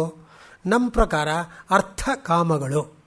ಅರ್ಥ ಅಂದರೆ ನಮಗೆ ಜಗತ್ತಿನಲ್ಲಿ ಚೆನ್ನಾಗಿ ಬದುಕಬೇಕು, ಚೆನ್ನಾಗಿರಬೇಕು, ಸಂತೋಷವಾಗಿರಬೇಕು ಅಂದರೆ ಹಣ ಬೇಕೇ ಬೇಕು. ಹಣದಿಂದ ಎಲ್ಲವೂ ಕೂಡ ಲಭಿಸತ್ತೆ. ಅದನ್ನು ನ್ಯಾಯವಾದ ರೀತಿಯಲ್ಲಿ ಸಂಪಾದಿಸಬೇಕು. ಅದಕ್ಕೋಸ್ಕರವೇ ಶಂಕರ ಭಗವತ್ಪಾದರು ಭಜಗೋವಿಂದ ಅಥವಾ ಚರ್ಪಟ ಮಂಜರಿಕಾಲ್ ಹೇಳ್ತಾರೆ, ಎಲ್ಲಭಸೆ ನಿಜ ಕರ್ಮೋಪಾತ್ತಂ ವಿತ್ತಂ ತೇನ ವಿನೋದಯ ಚಿತ್ತಂ ಅಂತ. ನೋಡಿ, ಎಲ್ಲೂ ಅನ್ಯಾಯದ ಮಾರ್ಗದಿಂದ ಹಣ ಸಂಪಾದಿಸಬೇಡ ಇವತ್ತಿನ ಥರ ಅಂತ ಹೇಳಲಿಲ್ಲ ಅವರು. ಯಾವುದನ್ನು ಲಭಸೆ ಪಡೆಯುತ್ತೀಯ, ನಿಜ ನಿನ್ನದೇ ಆದ ಕರ್ಮ ಕೆಲಸದ ಉಪಾತ್ತಂ, ಅದರಿಂದ ಬಂದದ್ದನ್ನು ವಿತ್ತಂ ತೇನ ಆ ವಿತ್ತಂ ಹಣದಿಂದ ಚಿತ್ತಂ ಮನಸ್ಸನ್ನು ವಿನೋದಯ ಆನಂದಗೊಳಿಸು. ಶಂಕರಾಚಾರ್ಯ ಸನ್ಯಾಸಿ ಆದ ಮಾತ್ರಕ್ಕೆ ನೀವು ಸಂತೋಷ ಪಡಬೇಡ, ಆನಂದ ಪಡಬೇಡ, ಸಂಸಾರದಲ್ಲಿ ಇರಬೇಡ ಅಂತ ಹೇಳಲೇ ಇಲ್ಲ ಅವರು. ಎಷ್ಟು ಚೆನ್ನಾಗಿ ಹೇಳ್ಬಿಟ್ರು ನೋಡಿ. ಪ್ರಾಮಾಣಿಕವಾಗಿ ಹಣವನ್ನು ಸಂಪಾದಿಸು, ಪ್ರಾಮಾಣಿಕವಾಗಿ ಅನ್ಯಾಯ ಮಾಡದೆ, ಮೋಸ ಮಾಡದೆ, ದಗ ಮಾಡದೆ ಹಣ ಸಂಪಾದಿಸು, ಎಷ್ಟು ಬೇಕಾದ್ರೂ ಸಂಪಾದಿಸು ಹೇರಳವಾಗಿ. ಆ ಸಂಪಾದಿಸಿದ ಹಣದಿಂದ ನೀನು ನಿನ್ನ ಮನಸ್ಸನ್ನು ಸಂತುಷ್ಟಿಗೊಳಿಸಿಕೋ ಅಂತ ಹೇಳಿದ್ರು. ಹೀಗೆ ನ್ಯಾಚುರಲ್ ವ್ಯಾಲ್ಯೂ ಏನಾಗುತ್ತೆ? ಅರ್ಥ. ಎಕನಾಮಿಕ್ ವ್ಯಾಲ್ಯೂ ಅಂತ ನಾನು ಟ್ರಾನ್ಸ್ಲೇಟ್ ಮಾಡ್ತೀನಿ ಇಂಗ್ಲೀಷಲ್ಲಿ ಅದನ್ನು. ಹಾಗೆಯೇ ಕಾಮ. ಕಾಮ ಅಂದರೆ ಬಯಕೆ, ಥರಥರವಾದ ಬಯಕೆಗಳು, ದೈಹಿಕವಾದ ಬಯಕೆ, ಅದರಲ್ಲಿ ಲೈಂಗಿಕ ಬಯಕೆಯೂ ಇರುತ್ತೆ, ಮಾನಸಿಕ ಬಯಕೆ, ಆಧ್ಯಾತ್ಮಿಕ ಬಯಕೆ, ಇವೆಲ್ಲವೂ ಕೂಡ ಕಾಮವೇ. ಧರ್ಮ ವಿರುದ್ಧೋ ಭೂತೇಶು ಕಾಮೋಸ್ಮಿ ಭರತರ್ಷಭ ಅಂತ ಕೃಷ್ಣ ಭಗವದ್ಗೀತೆಯಲ್ಲಿ ಹೇಳೇಬಿಟ್ಟ ನೋಡಿ. ಅಂದರೆ ಧರ್ಮಕ್ಕೆ ವಿರುದ್ಧವಲ್ಲದ ಇದರೊಳಗೆ ಒಬ್ಬ ಜೀವಿಗಳಲ್ಲಿ ನಾನು ಕಾಮ, ಸೋ ಕಾಮಯತ, ಛಾಂದೋಗ್ಯ ಉಪನಿಷತ್ತಲ್ಲಿ ಬರುತ್ತೆ. ಅವನು ಬಯಸಿದನು, ಯಾರೋ ಪರಬ್ರಹ್ಮ, ಜಗತ್ತಿನ ಸದ್ವಸ್ತು, ಸಹ ಕಾಮಯತ, ಅವನು ಇಷ್ಟಪಟ್ಟನು, ಬಯಸಿದನು. ಅದರಿಂದ ಏನಾಯಿತು? ಸೋ ಬಹುಕಾಮಯತ. ಸೋ ಅಲ್ಲಿ ಸಂಸ್ಕೃತ ಇಂಗ್ಲಿಷ್ ಅಲ್ಲ, ಸೋ ಬಹುಕಾಮಯತ. ಆದ್ದರಿಂದ ಅವನು ಬಹಳವಾಗಿ ತನ್ನನ್ನೇ ತಾನು ಪ್ರಕಟಪಡಿಸಿಕೊಂಡನು. ಅದರಿಂದಲೇ ಉಂಟಾಗಿದ್ದು 72 ಲಕ್ಷ ಜೀವರಾಶಿಗಳು. ಅಂದರೆ ಪರಬ್ರಹ್ಮ ವಸ್ತುವಿಗೂ ಕೂಡ ಬಯಕೆ ಅಥವಾ ಆಸೆ ಇತ್ತು, ಆ ಆಸೆಯಿಂದಲೇ ಈ ಜಗತ್ ಸೃಷ್ಟಿ ಆಯಿತು ಅಂತ. ಆದ್ದರಿಂದ that is a natural value. ಅರ್ಥಕಾಮ, ನಾನು ಅರ್ಥ ಮಾಡ್ಕೊಂಡಂಗೆ ಅರ್ಥಕಾಮಗಳೇನಾಯ್ತು ಇವಾಗ? ನ್ಯಾಚುರಲ್ ವ್ಯಾಲ್ಯೂಸ್ ಅಥವಾ ಸಹಜ ಮೌಲ್ಯ ಆಯಿತು. ಹಾಗೆಯೇ ಆದರ್ಶ ಮೌಲ್ಯ, ಎರಡನೇದು ಆದರ್ಶ, ಐಡಿಯಲ್ ವ್ಯಾಲ್ಯೂ. ಯಾವುದು ಐಡಿಯಲ್ ಅನ್ನೋದು ನಮಗಿರ್ಬೇಕು ಜೀವನದಲ್ಲಿ. ಐಡಿಯಲ್ ಇಲ್ಲದೆ ಇದ್ರೆ ಹೇಗೆ? ಉದಾಹರಣೆಗೆ ರಾಮಾಯಣ ಐಡಿಯಲ್ಲು, ಮಹಾಭಾರತ ಪ್ರಾಕ್ಟಿಕಲ್ಲು, ಎರಡೂ ಓದಿದ್ದೀನಿ ನಾನು. ಸೊ ಯಾಕೆ ರಾಮಾಯಣದಲ್ಲಿ ನಿಮ್ಗೆ ಬರೋದು ಏನು?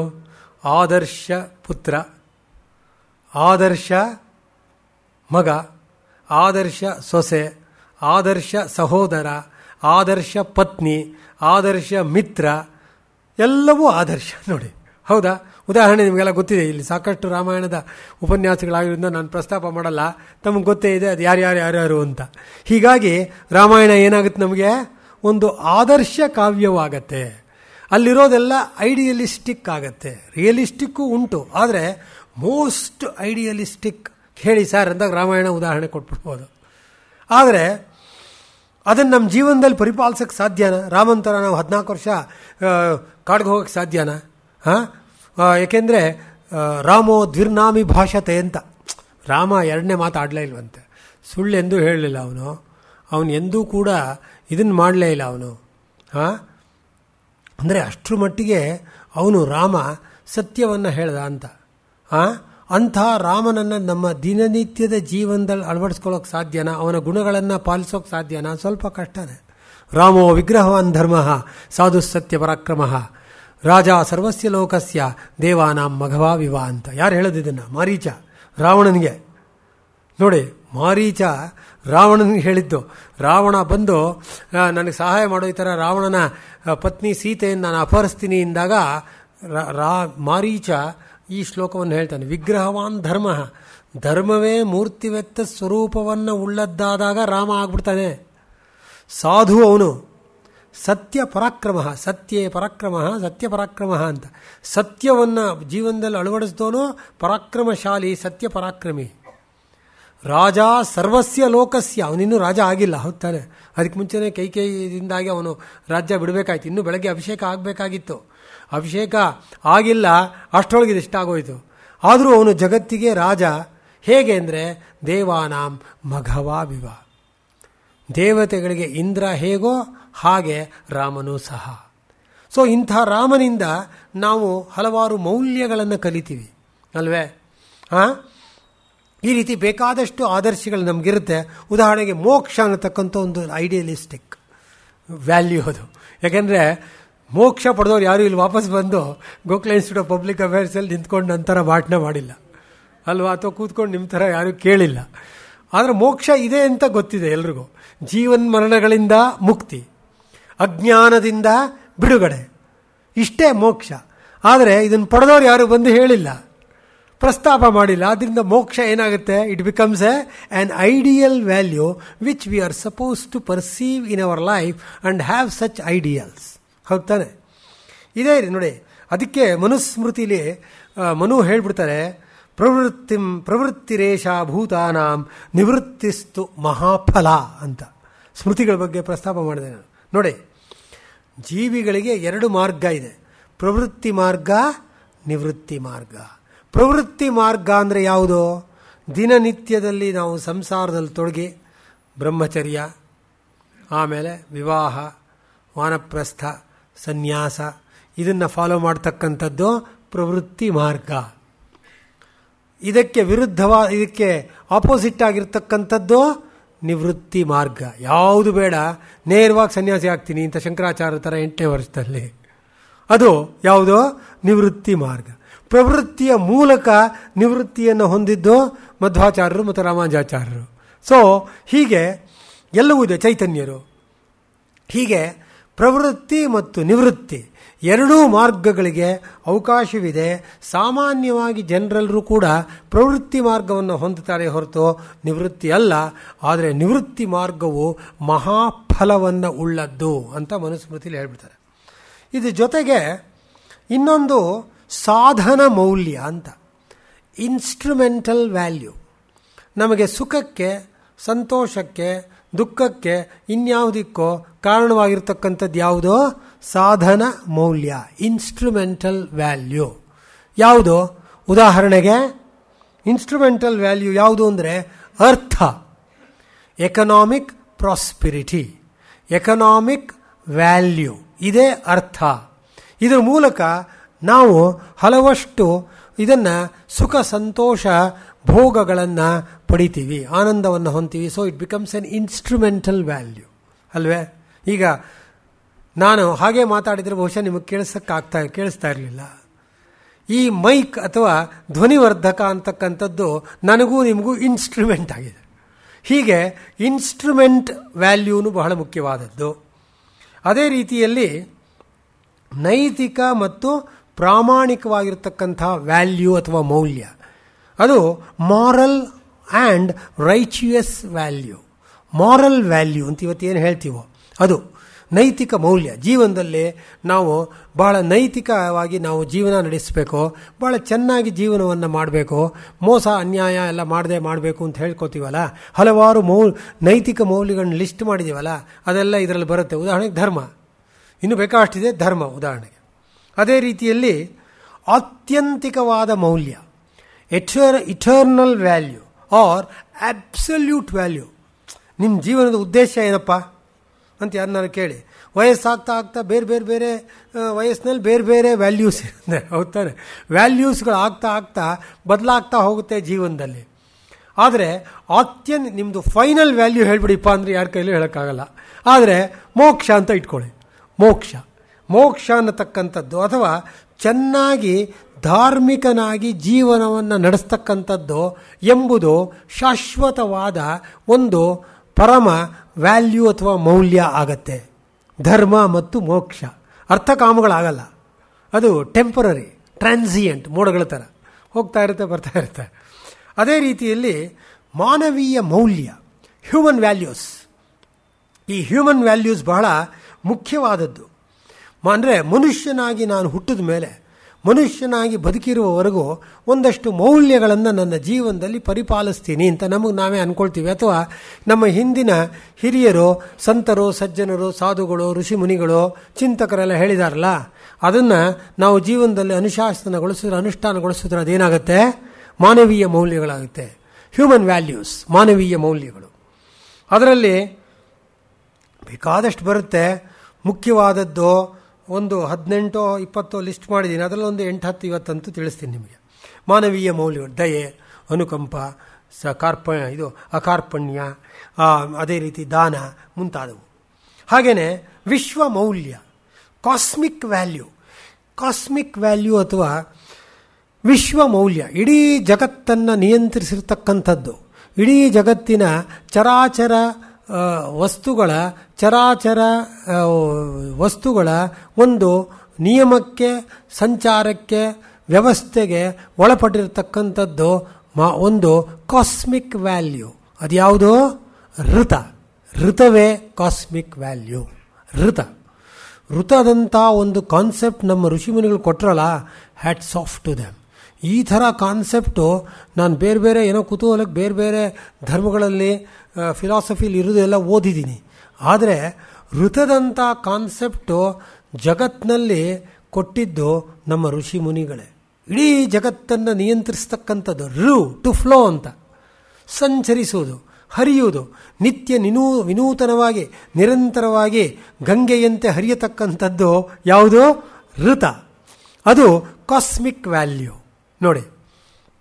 ಅದರ ಜೊತೆಗೆ ನಾವು ವಯಸ್ಸಾದ ಮೇಲೆ ನಮಗೆ ಈ ಲೋಕದ ಜ್ಞಾನ ಪರಿಜ್ಞಾನ ಎಲ್ಲ ಬಂದ ಮೇಲೆ ನಾವು ಒಂದಷ್ಟು ಇಂಡಿವಿಜುವಲ್ ವ್ಯಾಲ್ಯೂಸ್ನ ಜೀವನದಲ್ಲಿ ಅಳವಡಿಸ್ಕೊಳ್ತೀವಿ. ವೈಯಕ್ತಿಕ ಮೌಲ್ಯ, ಅದು ನಂದು ಬೇರೆ ವೈಯಕ್ತಿಕ ಮೌಲ್ಯ, ನಿಮ್ಮದು ಬೇರೆ ವೈಯಕ್ತಿಕ ಮೌಲ್ಯ. ಒಬ್ಬರು ವೈಯಕ್ತಿಕ ಮೌಲ್ಯ ಪರಸ್ಪರ ಬೇರೆ ಇರ್ಬೋದು, ಇನ್ನೊಬ್ರದ್ದು ಇರ್ಬೋದು. ಉದಾಹರಣೆಗೆ ಸೈಂಟಿಸ್ಟ್ಗಳನ್ನು ಕೇಳಿ, I don't believe in God ಅಂತ ಹೇಳ್ಬಿಡ್ತಾರೆ, I believe in my work ಅಂತಾರೆ. ಅಥವಾ I don't believe whether God is there or God is not there. ಅದಕ್ಕೆ ಅಜ್ಞೇಯತಾವಾದ ಅಂತ ಹೆಸರು, ಆಗ್ನೋಸ್ಟಿಸಿಸಮ್ ಅಂತ. ಬಹಳಷ್ಟು ವಿಜ್ಞಾನಿಗಳ ಜೊತೆ ನಾನು ಚರ್ಚೆ ಮಾಡಿದ್ದೀನಿ, ಈ ದೇಶದಲ್ಲಿ ಹೊರ ದೇಶದಲ್ಲಿ. ಅವರೆಲ್ಲರ ಅಭಿಪ್ರಾಯ ಅದೇ. ಜನರಲ್ ಆಗಿ ಅವ್ರು ಹೇಳೋದು, I don't know whether god exist. At the same time, I does not know whether he exists or not. That I don't know. So ಇದು ಅಜ್ಞೇಯತಾವಾದ. ಸೊ ಈ ರೀತಿ ಕೆಲವು ಮೌಲ್ಯಗಳನ್ನು ನಾವು ಜೀವನದಲ್ಲಿ ಅಳವಡಿಸ್ಕೊಂಡಿದ್ದೀವಿ. ಇದಕ್ಕೆ ಇಂಡಿವಿಜುವಲಿಸ್ಟಿಕ್ ವ್ಯಾಲ್ಯೂ ಅಂತ ಹೆಸರು. ಆಮೇಲೆ ನಾವು ಬೇರೆ ಬೇರೆ ವೃತ್ತಿಗಳಿಗೆ ಸೇರ್ಕೋತೀವಿ, ಓದ್ತೀವಿ, ನಂತರ ಒಂದು ಕೆಲಸಕ್ಕೆ ಸೇರ್ಕೋತೀವಿ, ಸ್ವಲ್ಪ ವರ್ಷ ಕೆಲಸ ಮಾಡ್ತೀವಿ, ಇನ್ನೊಂದು ಕೆಲಸ ಬದಲಾಯಿಸ್ತೀವಿ. ಆಯಾಯ ವೃತ್ತಿಗೆ ಸಂಬಂಧಪಟ್ಟಂತೆ ಕೆಲವು ಮೌಲ್ಯಗಳನ್ನು ನಮ್ಮ ಜೀವನದಲ್ಲಿ ಪಾಲಿಸ್ತೀವಿ. ಬೇರೆಯವರು ಪಾಲಿಸಿ ಅಂತ ನಮ್ಮ ಬಾಸಸ್ಸು ಹೇಳ್ತಾರೆ, ಇಷ್ಟ ಇರಲಿ ಬಿಡಲಿ ಹ್ಞೂ ಅಂತ ಹೇಳ್ತೀವಿ, ಪಾಲಿಸ್ತೀವಲ್ಲ, ಅದು ಇನ್ನೊಂದು ರೀತಿಯಾದಂಥ ವೃತ್ತಿ ಮೌಲ್ಯ, ಪ್ರೊಫೆಷನಲ್ ವ್ಯಾಲ್ಯೂ. ಇದ್ರ ಜೊತೆಗೆ ಸಾಮಾಜಿಕ ಮೌಲ್ಯಗಳಿವೆ. ನಾವು ಈ ಜೀವನದಲ್ಲಿ ಸೋಷಿಯಲ್ ಬೀಯಿಂಗ್ ಆಗಿರೋದರಿಂದ ಸೋಷಿಯಲ್ ವ್ಯಾಲ್ಯೂವನ್ನು ನಾವು ಹೊಂತೀವಿ. ಈ ಸೋಷಿಯಲ್ ವ್ಯಾಲ್ಯೂ ಕೂಡ ಪ್ರಮುಖವಾದದ್ದು. ಅದು ಬಹಳಷ್ಟಿದೆ, ಉದಾಹರಣೆಗೆ ಸಾಕಷ್ಟಿದೆ. ಅದರಿಂದ ನಮಗೆ ಜ್ಞಾನ ಲಭಿಸುತ್ತೆ. ಹೀಗೆ ಮೌಲ್ಯ ಅಂದರೆ ವ್ಯಾಲ್ಯೂ ಮತ್ತು ಸತ್ಯ, fact, truth and value, truth and value or truth or value ಸೇರಿ ನಾವು ಚೆನ್ನಾಗಿ ವಿಷಯವನ್ನು ತಿಳ್ಕೊಳ್ತೀವಿ ಅಥವಾ ಅರ್ಥ ಮಾಡ್ಕೊಳ್ತೀವಿ. ಹೌದಾನೆ? ಆ ಹಿನ್ನೆಲೆಯಲ್ಲಿ ನಾವೀಗ ಒಂದಷ್ಟು ಮೌಲ್ಯಗಳನ್ನು ನೋಡೋಣ. ಮೊಟ್ಟ ಮೊದಲನೇದಾಗಿ ಈಗಾಗಲೇ ಹೇಳಿಬಿಟ್ಟೆ, ಧರ್ಮ ಲಕ್ಷಣ. ತೇಜಕ್ಷಮ ಧುತಿಸ್ಥೇಯಂ ಶೌಚಮಿಂದ್ರಿಯ ನಿಗ್ರಹ ಧೀರ್ವಿದ್ಯಾ ಸತ್ಯಮಕ್ರೋಧ ದಶಕಂ ಧರ್ಮ ಲಕ್ಷಣಂ ಅಂತ 10 ಧರ್ಮದ 10 ಲಕ್ಷಣಗಳನ್ನ ಹೇಳ್ಬಿಟ್ಟಿದ್ದಾರೆ. ತೇಜಸ್ಸು, ಬ್ರಿಲಿಯನ್ಸ್ ಅಥವಾ ವರ್ಚು, ಕ್ಷಮೆ, ಧೃತಿ ಸ್ಟೆಡ್ಫಾಸ್ಟ್ನೆಸ್, ಬಹಳ ಚೆನ್ನಾಗಿ ಇಂದ್ರಿಯ ನಿಗ್ರಹವನ್ನು ಹೊಂದತಕ್ಕಂಥದ್ದು, ದಮ ಮನಸ್ಸಿನ ನಿಯಂತ್ರಣ, ಶೌಚ ಆಂತರಿಕ ಮತ್ತು ಬಾಹ್ಯ ಶೌಚ, ಇಂದ್ರಿಯ ನಿಗ್ರಹ ಇಂದ್ರಿಯಗಳ ಹತೋಟಿ, ಧೀಹಿ ಬುದ್ಧಿ, ವಿದ್ಯೆ ಯಾವ್ದು ತಪ್ಪು ಯಾವ್ದು ಸರಿ ಯಾವ್ದು ಒಳ್ಳೆಯದು ಯಾವ್ದು ಗುಣ. ಯಾಕೆಂದರೆ ಮುಂಡಕ ಉಪನಿಷತ್ತಲ್ಲಿ ಹೇಳ್ತಾರೆ, ದ್ವೇ ವಿದ್ಯೆ ವೇದಿತವ್ಯೆ ಪರೇ ಅಪರೇ ಚ ಅಂತ. 2 ರೀತಿಯಾದ ವಿದ್ಯೆಗಳನ್ನು ನಾವು ಅರ್ಥ ಮಾಡ್ಕೊಳ್ಬೇಕು, ಪರಾವಿದ್ಯಾ ಮತ್ತು ಅಪರಾವಿದ್ಯಾ. ಪರಾವಿದ್ಯೆಯಿಂದ ಈ ಜಗತ್ತಿನಲ್ಲಿ ಒಳ್ಳೆಯದಾಗುತ್ತೆ, ನಮಗೆ ಒಳ್ಳೆಯದಾಗುತ್ತೆ ಈ ಲೋಕದಲ್ಲಿ.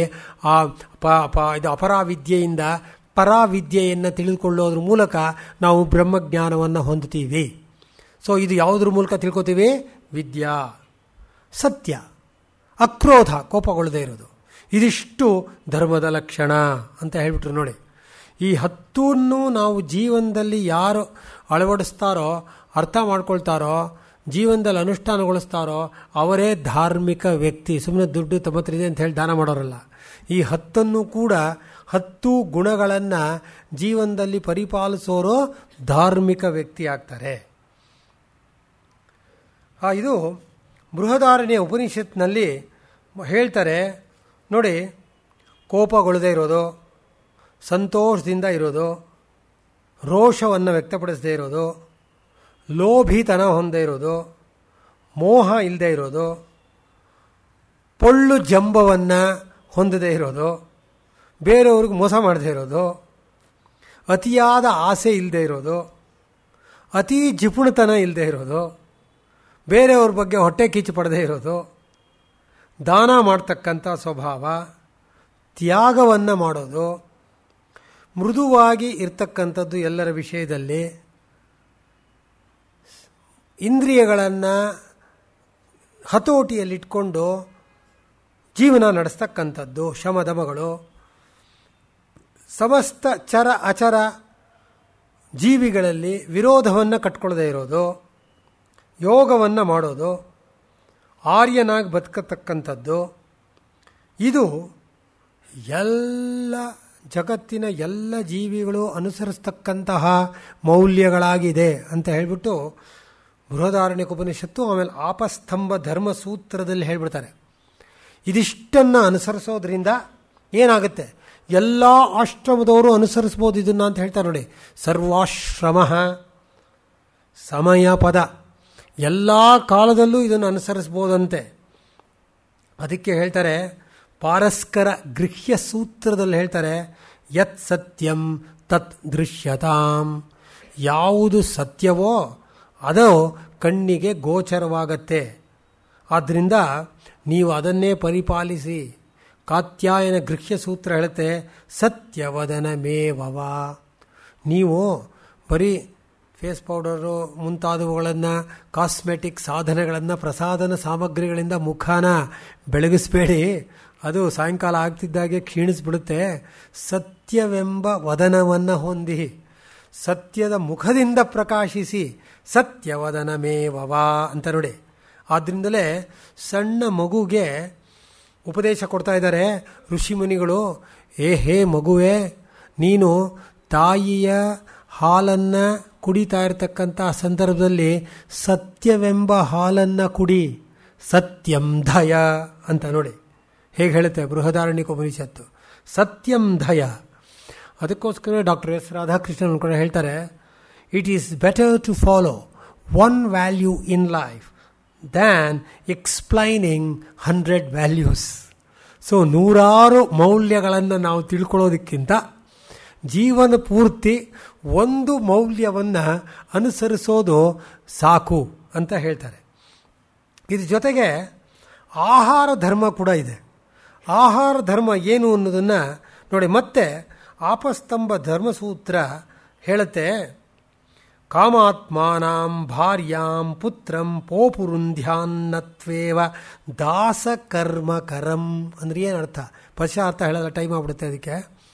ನೋಡಿ ಎಷ್ಟು ಚೆನ್ನಾಗಿ ಹೇಳ್ತಿದ್ದಾರೆ ಅಂದರೆ, ಮನೆಯ ಯಜಮಾನನಾದವನು, ಯಜಮಾಂತಿ ಅಲ್ಲ, ಯಜಮಾನನಾದವನು ಗರ್ಭಿಣಿಯಾದ ಹೆಂಡತಿ ಇದ್ದರೆ ಅಥವಾ ಹೆಂಡತಿ ಮನೆಯಲ್ಲಿದ್ದಾಗ ಅವಳಿಗೆ, ಮಗ ಅಥವಾ ಮಗಳಿಗೆ ಊಟ ನೀಡೋದಕ್ಕೆ ಮೊದಲು ದಾಸರಿಗೆ ದಾಸಿಯರಿಗೆ ಊಟ ಹಾಕಿ ಅವರು ಹಸಿವಿನಿಂದ ಬಳಲದಂತೆ ನೋಡ್ಕೊಳ್ಳಿ. ದಾಸಿಯರು ನಿಮ್ಮ ಆಹಾರವನ್ನೇ ನಿರೀಕ್ಷಿಸ್ತಾ ಇರ್ತಾರೆ. ಪಾಪ ಬಡಪಾಯಿಗಳು ನೀವೆಲ್ಲ ತಿಂದು, ನಾವು ಎಲ್ಲವನ್ನೂ ತಿಂದು ಕೊನೆಗೆ ಎಂಜಲನ್ನೆಲ್ಲ ಅವರು ಕೊಡೋದು. ಎಂಜಲೆಲ್ಲ ಕೊಡೋದು ಮೊದಲು ಅವರಿಗೆ ಆಹಾರವನ್ನು ಕೊಡಿ, ಆಮೇಲೆ ಉಳಿದ ಪಕ್ಷದಲ್ಲಿ ಪತ್ನಿಗೆ, ಗರ್ಭಿಣಿ ಪತ್ನಿಗೆ ಮೊದಲು ಕೊಡಿ, ಆಮೇಲೆ ಗರ್ಭಿಣಿ ಅಲ್ಲದೆ ಇದ್ದರೆ ಪತ್ನಿಗೆ, ಮಕ್ಕಳಿಗೆ ಕೊಡಿ, ಉಳಿದ್ರೆ ನೀವು ತಿನ್ನಿ ಅಂತ ಹೇಳುತ್ತೆ ನೋಡಿ ಆಪಸ್ತಂಭ ಗೃಹ್ಯ ಸೂತ್ರ. ಅದೇ ರೀತಿಯಲ್ಲಿ ವಚನ ಧರ್ಮವೂ ಕೂಡ ಇದೆ. ಈ ವಚನ ಧರ್ಮ ಏನು? ಪ್ರತಿಶ್ರುತ್ಯಾಪ್ಯ ಧರ್ಮ ಸಂಯುಕ್ತಾಯ ನ ದದ್ಯಾತ್ ಅಂತ. ಅಂದರೆ ಯಾರೋ ಒಬ್ಬ ಅಯೋಗ್ಯನಿಗೆ ನೀವು ಏನೋ ಒಂದು ಸಂದರ್ಭದ ಯಾವುದೋ ಒಂದು ಕಾಂಟೆಕ್ಸ್ಟಲ್ಲಿ ಮಾತು ಕೊಟ್ಬಿಟ್ಟಿರ್ತೀರ ಅಂದ್ಕೊಳ್ಳಿ. ಯಾರೋ ಒಬ್ಬನಿಗೆ ಕೊಟ್ಟಿದ್ದೀರ ಒಂದು ಮಾತು, ಆದರೆ ಆಮೇಲೆ ಗೊತ್ತಾಗುತ್ತೆ ಅವನು ನೀಚ, ದುಷ್ಟ, ಧೂರ್ತ ಅಂತ ಗೊತ್ತಾಗುತ್ತೆ.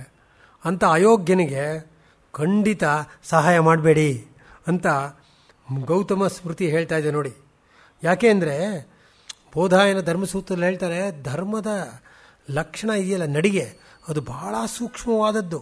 ಬಹುದ್ವಾರಸ್ಯ ಧರ್ಮಸ್ಯ ಸೂಕ್ಷ್ಮ ದುರಗಾ ಗತಿ ತಸ್ಮಾನ್ನವಾಚ್ಯೋ ಹೇಕೇನ ಬಹುಜ್ಞಾನಾಪಿ ಸಂಶಯ ಅಂತ ಹೇಳ್ತಾನೆ. ಅಂದರೆ ಈ ಧರ್ಮ ಅನ್ನೋದು ಇದೆಯಲ್ಲ, ಧರ್ಮಸ್ಯ ತ್ವರಿತಾ ಗತಿ ಅಂತ ಮಹಾಭಾರತದಲ್ಲಿ ಹೇಳ್ಬಿಡ್ತಾರೆ.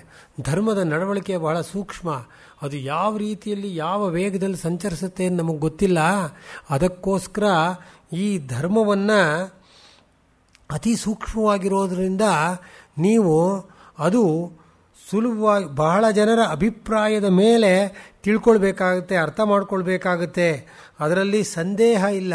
ಚೆನ್ನಾಗಿ ಧರ್ಮ ಸೂಕ್ಷ್ಮಗಳನ್ನು ತಿಳ್ಕೊಂಡಂಥ ವ್ಯಕ್ತಿಗಳ ಜೊತೆ ಮಾತನಾಡಿ ನಿಮ್ಮ ಸಂದೇಹಗಳನ್ನು ಪಾಲಿಸಿಕೊಳ್ಳಿ ಅಂತ ಎಲ್ಲ ಹೇಳ್ತಾರೆ. ಆಮೇಲೆ ಮನುಸ್ಮೃತಿ ಹೇಳುತ್ತೆ, ಯಾವ ಧರ್ಮ ಹಾಗಾದರೆ ಯಾರ ಅನುಸರಿಸಬೇಕು ಅಂದರೆ ಎಲ್ಲ ವರ್ಣದವರು ಕೂಡ ಅನುಸರಿಸಬೇಕಾದಂಥ ಒಂದು ಧರ್ಮ ಇದೆ. ಅದು ಯಾವುದು ಅಂದರೆ ಆ ಧರ್ಮದ ಲಕ್ಷಣಗಳು ಹೇಳ್ತಾರೆ ನೋಡಿ. ಅಹಿಂಸಾ ಸತ್ಯಮಸ್ತೇಯಂ ಶೌಚಮಿಂದ್ರಿಯ ನಿಗ್ರಹ ದಾನಂ ದಮಃ ಕ್ಷಾಂತಿ ಸರ್ವೇಷಾಂ ಧರ್ಮ ಸಂಗ್ರಹ ಅಂತ. ಅಂದರೆ ಅಹಿಂಸೆ, ನಾನ್ ಇಂಜುರಿ, ಹಿಂಸೆ ಮಾಡದೇ ಇರೋದು. ಸಮಸ್ತ ಚರಾಚರ ವಸ್ತುಗಳಿಗೆ ಹಿಂಸೆ ಮಾಡ್ತಾ ಇರ್ತಕ್ಕಂಥದ್ದು.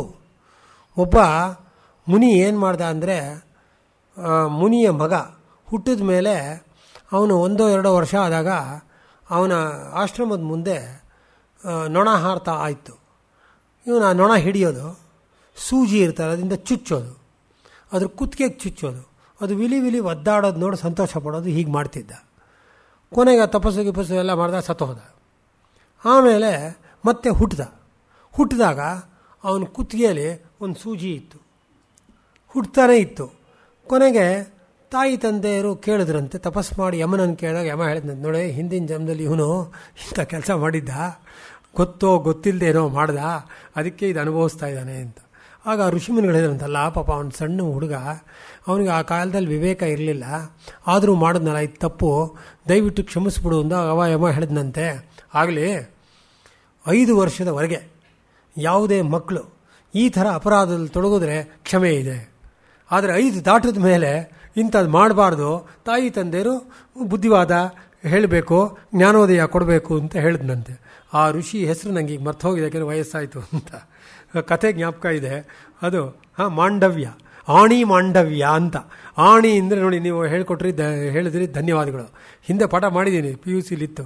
ಆಣಿ ಅಂದರೆ ಸೂಜಿ, ಆಣಿ ಮಾಂಡವ್ಯ ಅಂತ ನೋಡಿ. ಅಂದರೆ ಪಾಪ ಹೇಗೆ ಅವನಿಗೆ ಆ ಥರ ಆಯಿತು ಅಂತ. ಆ ಕಾರಣದಿಂದ ಅಹಿಂಸೆ ಮಾಡಬಾರ್ದು, ಸತ್ಯವನ್ನೇ ಹೇಳಬೇಕು, ಕಳ್ಳತನ ಮಾಡಬಾರ್ದು. ಸ್ಥೇಯ ಅಂದರೆ ಕಳ್ಳತನ, ನ ಸ್ಥೇಯ ಅಸ್ಥೇಯ. ಶೌಚ, purity of the body and purity of the mind. ಇಂದ್ರಿಯಗಳನ್ನು 5 ಜ್ಞಾನೇಂದ್ರಿಯಗಳು 5 ಕರ್ಮೇಂದ್ರಿಯಗಳನ್ನು ನಿಗ್ರಹಿಸಬೇಕು. ದಾನ ಮಾಡಬೇಕು, ಶಾಂತಿಯಿಂದ ಇರಬೇಕು, ಬೇರೆಯವರಿಗೆ ದಯೆಯನ್ನು ತೋರಿಸಬೇಕು. ಇದಿಷ್ಟು ಕೂಡ ಲಕ್ಷಣಗಳು. ಈ 10 ಕೂಡ ಧಾರ್ಮಿಕ ಲಕ್ಷಣಗಳು. ಇದನ್ನು ಜೀವಮಾನದಲ್ಲಿ ನಾವು ಅನುಸರಿಸಬೇಕು ಅಂತ. ಅದರಲ್ಲಿ ಒಂದೊಂದೇ ಅಂಶಗಳನ್ನು ತೆಗೆದುಕೊಂಡು ಹಲವನ್ನ ನಾನು ಪ್ರಸ್ತಾಪ ಮಾಡ್ತೀನಿ ಇವಾಗ. ಇದನ್ನು ಬಿಟ್ಟು ಬೇರೆ ಒಂದಷ್ಟು. ಮೊದಲನೇದು ತ್ಯಾಗ. ಈಗ ಉದಾಹರಣೆಗೆ ಈಶಾವಾಸ್ಯೋಪನಿಷತ್ತಿನ ಮೊದಲನೇ ವ್ಯಾಖ್ಯಾನ ನೋಡಿ. ಈಶಾವಾಸ್ಯಮಿದಂ ಸರ್ವಂ ಯತ್ಕಿಂಚ ಜಗತ್ಯಾಂ ಜಗತ್ ತೇನ ತ್ಯಕ್ತೇನ ಭುಂಜೀತಾಹ ಮಾಗೃಧ ಕಸ್ಯ ಸ್ವಿಧನಂ. ನೋಡಿ, ಅಲ್ಲೇ ಹೇಳ್ಬಿಡ್ತಾನೆ. ಅಂದರೆ ಇಡೀ ಜಗತ್ತು ಈಶನಿಂದ ಪ್ರಭುವಿನಿಂದ ತುಂಬಿದೆ. ನಿನ್ನದು ಅಂತಕ್ಕಂಥದ್ದು ಏನೂ ಇಲ್ಲ. ಆದರೂ ಕೂಡ ನಾವು ಎಲ್ಲವೂ ನಮ್ಮದು, ನಾನು, ನನ್ನದು, ಐನಸ್ ಆ್ಯಂಡ್ ಮೈನಸ್ ಅಂತ ಹೇಳ್ತೀವಲ್ಲ, ಆ ಅಹಂಕಾರ ಮಮಕಾರಗಳಿಂದ ನಾವು ತೊಡಗಿರ್ತೀವಿ. ಎಲ್ಲವೂ ನಮ್ಮದು ಅಂತ ಹೇಳ್ಕೊಂಡು ನಾವು ಮಾಡ್ತಾ ಇರ್ತೀವಿ, ಆದರೆ ಯಾವುದೂ ನಮ್ಮದಲ್ಲ. ತೇನ ಅವನಿಂದ ತ್ಯಜಿಸಲ್ಪಟ್ಟದ್ದನ್ನು ನೀನು ಹೊಂದುತ್ತಾ ಇದೆಯಾ. ಬೇರೆಯವರ ಹಣದಲ್ಲಿ ಲೋಭವನ್ನು, ಆಸೆಯನ್ನು, ದುರಾಸೆಯನ್ನು ಹೊಂದಬೇಡ ಅಂತ ಹೇಳ್ತಾ ಇದ್ದಾರೆ. ಆ ಕಾರಣದಿಂದ ಅಹಂಕಾರ ಮಮಕಾರಗಳನ್ನು ಹೊರತುಪಡಿಸಿ ಯಾವುದು ಇದೆಯೋ ಅದೇ ತ್ಯಾಗ. ಮೇಧಾತಿಥಿ ಎಂಬತಕ್ಕಂಥ ಒಬ್ಬ ಮಹಾ ಪಂಡಿತ ಮನುಸ್ಮೃತಿಗೆ ವ್ಯಾಖ್ಯಾನವನ್ನು ಬರೀಬೇಕಾದಾಗ ತ್ಯಾಗದ ಲಕ್ಷಣವನ್ನು ಹೀಗೆ ಹೇಳ್ತಾನೆ. ಅಹಂಕಾರ ಮಮಕಾರ ತ್ಯಾಗ ಏವ ಸನ್ಯಾಸ ನತು ಶಾಸ್ತ್ರ ವಿಹಿತ ಕರ್ಮ ತ್ಯಾಗ. ನೋಡಿ ಎಷ್ಟು ಚೆನ್ನಾಗಿ ಹೇಳ್ಬಿಡ್ತಾರೆ. ಅಂದರೆ ಅಹಂಕಾರವನ್ನು ತ್ಯಜಿಸೋದು, ನಾನು ನನ್ನದು ಅನ್ನತಕ್ಕಂಥನ್ನು ತ್ಯಜಿಸೋದು, ಅದೇ ನಿಜವಾದ ಸನ್ಯಾಸ. ನತು ಕೇವಲಂ ಉದರ ನಿಮಿತ್ತಂ ಬಹುಕೃತ ವೇಷ ಅದಲ್ಲ, ಕಾಷಾಯಂಬರ ಬಹುಕೃತ ವೇಷ ಅಲ್ಲ. ಅಥವಾ ಕೃಷ್ಣ ಭಗವದ್ಗೀತೆಯಲ್ಲಿ 2 ಮತ್ತು 3ನೇ ಅಧ್ಯಾಯದಲ್ಲಿ ಹೇಳಿರ್ತಕ್ಕಂತಹ 17-18ನೇ ಅಧ್ಯಾಯದಲ್ಲಿ ಹೇಳಿರ್ತಕ್ಕಂತಹ ಸಾತ್ವಿಕ ಕರ್ಮತ್ಯಾಗವಲ್ಲ, ಅದು ಸನ್ಯಾಸವಾಗೋದಿಲ್ಲ. ಅಹಂಕಾರ ಮಮಕಾರಗಳನ್ನು ತ್ಯಜಿಸತಕ್ಕಂಥದ್ದೇ ನಿಜವಾದ ತ್ಯಾಗ ಅಂತ ಮೇಧಾತಿಥಿ ಹೇಳ್ಬಿಡ್ತಾನೆ ನೋಡಿ. ತ್ಯಾಗೇ ನೈಕೇನ ಅಮೃತತ್ವಂ ಅಮಾನಶುಹು ಅಂತ ನೋಡಿ. ತ್ಯಾಗದಿಂದಲೇ ನಾವು ಅಮೃತತ್ವವನ್ನು ಪಡಿತೀವಿ. ಜೀವನ್ ಮರಣಗಳಿಂದ, ಅಜ್ಞಾನದಿಂದ, ಕತ್ತಲೆಯಿಂದ ಬಿಡುಗಡೆಯನ್ನು ಹೊಂದುತ್ತೀವಿ. ಅದಕ್ಕೋಸ್ಕರನೇ ಭಗವದ್ಗೀತೆಯಲ್ಲಿ ಕೃಷ್ಣ ಅಪ್ಪಣೆಗೊಳಿಸ್ಬಿಡ್ತಾನೆ, ಫಲಂ ತ್ಯಕ್ತ್ವಾ ಕರ್ಮ ಕರಣಂ. ಅದನ್ನು ಯಜ್ಞೋ ದಾನಂ ತಪಃಕರ್ಮ ನ ತ್ಯಜಾಮಿತಿ ಚಾಪರೆ ಅಂತ ಹೇಳ್ಬಿಟ್ಟ. ಯಜ್ಞ, ದಾನ, ತಪಸ್ಸು ಈ ಮೂರನ್ನು ಮಾಡಬೇಕಾಗಿದೆ. ಪರಶುರಾಮ ತನ್ನ ಕಲ್ಪಸೂತ್ರದಲ್ಲಿ ಹೇಳ್ತಾನೆ, ಫಲಂ ತ್ಯಕ್ತ್ವಾ ಕರ್ಮ ಕರಣಂ. ಫಲವನ್ನು ತ್ಯಜಿಸಿ ನಿಷ್ಕಾಮ ಕರ್ಮದಿಂದ ನಿಮ್ಮ ಕೆಲಸವನ್ನು ಮಾಡಿ ಎಲ್ಲವೂ ತಾನಾಗಿ ನಿಮ್ಮನ್ನು ಅನುಸರಿಸಿಕೊಂಡು ಪಾಲಿಸಿಕೊಂಡು ಬರುತ್ತೆ. ಅದಕ್ಕೋಸ್ಕರವೇ ತ್ಯಾಗಕ್ಕೆ ನಮ್ಮಲ್ಲಿ ಹೆಚ್ಚಿನ ಪ್ರಾಶಸ್ತ್ಯವನ್ನು ಕೊಟ್ಟರು. ಸ್ವಾಮಿ ವಿವೇಕಾನಂದರು ಒಂದು ಕಡೆ ಹೇಳ್ತಾರೆ, ಜಗತ್ತಿನ ಇತಿಹಾಸದಲ್ಲೆಲ್ಲ ಮಹಾತ್ಯಾಗವನ್ನು ಮಾಡಿದವರೇ ಮಹಾಪುರುಷರು. ಯಾವ ಮಹಾಕಾರ್ಯವೂ ಕೂಡ ಮಹಾತ್ಯಾಗವಿಲ್ಲದೆ ಆಗಲಾರದು ಅಂತ ನೋಡಿ. ತ್ಯಾಗದಿಂದಲೇ ಜಗತ್ತನ್ನು ಗೆಲ್ಲೋದಿಕ್ಕೆ ಸಾಧ್ಯ. ಆದ್ದರಿಂದ ತ್ಯಾಗಕ್ಕೆ ಹೆಚ್ಚಿನ ಪ್ರಾಶಸ್ತ್ಯವನ್ನು ಅವತ್ತಿನ ಋಷಿಮುನಿಗಳು ಕೊಟ್ಟರು. ಇವತ್ತಿನ ಸಂತರು ಅಥವಾ ಚಿಂತಕರಾದಂತಹ ರವೀಂದ್ರನಾಥ ಟ್ಯಾಗೂರ್ ಕೂಡ ಕೊಡ್ತಾರೆ. ಅವರು ಹೇಳ್ತಾರೆ, ಕಷ್ಟವಿಲ್ಲದೆ ಸಂಪಾದಿಸಿದ್ದು ನಿಜವಾದ ಲಾಭವಲ್ಲ, ತ್ಯಾಗದಿಂದ ಮಾತ್ರ ಸುಖವನ್ನು ಹೊಂದೋದಿಕ್ಕೆ ಸಾಧ್ಯ ಅಂತ ಹೇಳಿ. ಅದಕ್ಕೋಸ್ಕರವೇ ಅವರು ಎಷ್ಟು ದೊಡ್ಡದಾದಂಥ ಶಾಂತಿ ನಿಕೇತನ ಅನ್ನೋನ್ನು ತೆಗೆದು ಕೊನೆಗೆ ಎಲ್ಲವನ್ನೂ ದಾನ ಮಾಡಿಬಿಡ್ತಾರೆ. ಇತ್ತೀಚೆಗೆ ನಾನು ಅಮೆರಿಕಾ ಪ್ರವಾಸದಲ್ಲಿ ತೊಡಗಿದ್ದೆ, ಒಂದು 3 ವಾರ. ವಾಪಸ್ಸು ಕಳೆದ ವಾರ ಬಂದೆ. ಅಲ್ಲಿ ಸ್ಟ್ಯಾನ್ಫೋರ್ಡ್ ಯೂನಿವರ್ಸಿಟಿಯನ್ನು ನೋಡೋಕ್ಕೆ ಹೋಗಿದ್ದೆ. ನನ್ನ ಜೀವನದ ಒಂದು ಬಹಳ ಕಾಲದ ಆಸೆ, ಸ್ಟ್ಯಾನ್ಫೋರ್ಡ್ ವಿಶ್ವವಿದ್ಯಾಲಯವನ್ನು ನೋಡಬೇಕು, ಕ್ಯಾಲಿಫೋರ್ನಿಯಾ ಸ್ಟೇಟಲ್ಲಿರ್ತಕ್ಕಂಥದ್ದು. ಅಲ್ಲಿ ಇತಿಹಾಸವನ್ನು ಓದ್ತಾ ಇದೆ. ಸ್ಟ್ಯಾನ್ಫೋರ್ಡ್ ಯೂನಿವರ್ಸಿಟಿ ಹೇಗೆ ಪ್ರಾರಂಭ ಆಯಿತು ಅಂತ 125 ವರ್ಷಗಳ ಹಿಂದೆ ಪ್ರಾರಂಭ ಆಗಿತ್ತು. ಆಗ ಒಬ್ಬ ತನ್ನ ಮಗನ ನೆನಪಿಗಾಗಿ ತಾಯಿ ತಂದೆಯರಿಬ್ಬರು ತಾವು ದುಡಿದಿದ್ದ ಎಲ್ಲವನ್ನೂ ಮತ್ತು ಬೇರೆಯವರು ಕೊಟ್ಟಿದ್ದ ಎಲ್ಲವನ್ನೂ ಸೇರಿಸಿ ಕೊಟ್ಟು ತ್ಯಾಗ ಮಾಡಿ ಆ ಒಂದು ಸಂಸ್ಥೆಯನ್ನು ಕಟ್ಟಿಬಿಟ್ಟಿದ್ದಾರೆ ನೋಡಿ. ಇವತ್ತು 8,000 acres, 4th best university in the world. ಆದರೆ ಹೇಗೆ ತ್ಯಾಗವನ್ನು ಮಾಡಿಬಿಟ್ರು ನೋಡಿ.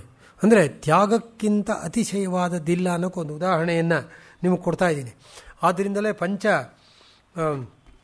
ತಂತ್ರದಲ್ಲಿ ಹೇಳ್ತಾರೆ, ಹೇಗಿರ್ಬೇಕು ನಾವು ಅಂದರೆ ಪರದ್ರವ್ಯೇಶು ಲೋಷ್ಟವತ್, ಪರದ್ರವ್ಯಾಣಿ ಲೋಷ್ಟವತ್. ಅಂದರೆ ಬೇರೆಯವರ ಹಣ ನಮಗೆ ಮಣ್ಣಿನ ಹೆಂಟೆಗೆ ಸಮಾನ.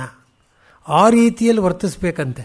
ಆ ರೀತಿಯಲ್ಲಿ ನಾವು ವರ್ತಿಸಬೇಕು, ಇರಬೇಕು ಅನ್ನೋದನ್ನು ನಾವು ಕಲ್ತ್ಕೋಬೇಕಾಗಿದೆ. ಅದು ಪಂಚತಂತ್ರ ನಮಗೆ ಈ ವಿಷಯವನ್ನು ಪ್ರಸ್ತಾಪ ಮಾಡುತ್ತೆ. ಆ ಕಾರಣದಿಂದಲೇ ಬೃಹದಾರಣ್ಯಕೋಪನಿಷತ್ ಮತ್ತು ತೈತ್ರಿಯೋಪನಿಷತ್ತಿನಲ್ಲಿ ಇವರು ಯಾಜ್ಞವಲ್ಕ್ಯರು ತಮ್ಮ ಹೆಂಡತಿಯರಾದಂತಹ ಗಾರ್ಗಿ ಮತ್ತು ಮೈತ್ರೇಯಿ ಅವ್ರಿಗೆ ಉಪನ್ಯಾಸವನ್ನು ಕೊಡ್ತಾ ಚರ್ಚೆ ಮಾಡ್ತಾ ಹೇಳ್ತಾರೆ, ನೋಡು ಏನು ಅಂದರೆ ಅಮೃತತ್ವಯಸ್ತು ನಾಶಾಸ್ತಿ ವಿತ್ತೇನ ನವಾ ಅರೇ ವಿತ್ತಸ್ಯ ಕಾಮಾಯ ವಿತ್ತಂ ಪ್ರಿಯಂ ಭವತಿ. ನೋಡು ಮೈತ್ರೇಯಿ, ನೋಡು ಗಾರ್ಗಿ, ಈ ಸಮಸ್ತ ಭೂಮಿ ಯಾರಾದರೂ ನನಗೆ ಬರ್ಕೊಟ್ರೆ ವಿಲ್ನಿಂದ, ಅಂದರೆ ಪರಬ್ರಹ್ಮ ಬರ್ಕೊಡ್ಬೇಕು, ವಿಲ್ನಿಂದ ನನಗೆ ಬರ್ಕೊಟ್ಬಿಟ್ರು ಕೂಡ ನಾನು ಮುಕ್ತನಾಗೋದಿಕ್ಕೆ ಸಾಧ್ಯವಿಲ್ಲ. ಅಂದರೆ ಅದರಿಂದ ಇನ್ನೂ ಪೊಸೆಷನ್ ಆಗತ್ಯ ಹೊರತು ಇನ್ನೇನು ಆಗಲ್ಲ. ಆ ಕಾರಣದಿಂದ ಬರ್ತಾ ನಾವು ಹೆಚ್ಚು ಬಳಸ್ಕೊಳ್ತಾ ನಮಗೆ ವಸ್ತುಗಳನ್ನು ತೆಗೆದುಕೊಳ್ತಾ ಬರ್ತಾ ಇದ್ದ ಹಾಗೆ ಅತ್ಯಾಸೆ ಲೋಭ ಜಾಸ್ತಿ ಆಗತ್ಯ ಹೊರತು ಕಡಿಮೆ ಆಗಲ್ಲ. ಆದ್ದರಿಂದ ಆದಷ್ಟು ನಿಧಾನವಾಗಿ ಎಲ್ಲ ತ್ಯಾಗವನ್ನು ಮಾಡ್ತಾ ಹೋಗಬೇಕಾಗುತ್ತೆ. ಅದನ್ನೇ ಇವತ್ತಿನ ದಿವಸ ಕಾರ್ಪೊರೇಟ್ ಸೋಷಿಯಲ್ ರೆಸ್ಪಾನ್ಸಿಬಿಲಿಟಿ ಅಂತ ಹೇಳ್ತಾ ಇದ್ದಾರೆ. ಅಂದರೆ IT BT CT ಜನಗಳು ಬೇಕಾದಷ್ಟು ಲಕ್ಷಾಂತರ ಕೋಟ್ಯಂತರ ಹಣಗಳನ್ನು ಗಳಿಸ್ತಾ ಇದ್ದಾರೆ. ಅದರಲ್ಲಿ ಎಷ್ಟೋ ಪಾಲನ್ನು ಇವತ್ತಿನ ದಿವಸ ಸಾಮಾಜಿಕ ಧಾರ್ಮಿಕ ಕಾರ್ಯಗಳಿಗೆ ಬಳಸ್ತಾ ಇದ್ದಾರೆ. ಈ ದೇಶದಲ್ಲೂ ಕೂಡ ಬೇರೆ ದೇಶದಲ್ಲೂ ಕೂಡ ಉದಾಹರಣೆಗೆ ಮೈಕ್ರೋಸಾಫ್ಟಿನ CEO ಆದಂತಹ ಬಿಲ್ ಗೇಟ್ಸ್ ಮತ್ತು ಅವನ ಹೆಂಡತಿ ಬಿಲಿಂಡಾ ಗೇಟ್ಸ್ ಎಷ್ಟು ಮಟ್ಟಿಗೆ ತಮ್ಮ ಆದಾಯದಲ್ಲಿ ಒಂದಷ್ಟು ಪಾಲನ್ನು ತೆಗೆದಿಟ್ಬಿಟ್ಟಿದ್ದಾರೆ ಒಳ್ಳೆ ಧರ್ಮ ಕಾರ್ಯಕ್ಕೋಸ್ಕರ. ಅದೆಷ್ಟೋ it is worth some billions of dollars, thousands of billions of dollars. ಈ ದೇಶಕ್ಕೂ ಸಾಕಷ್ಟು ಅದನ್ನು ಕೊಟ್ಟಿದ್ದಾರೆ.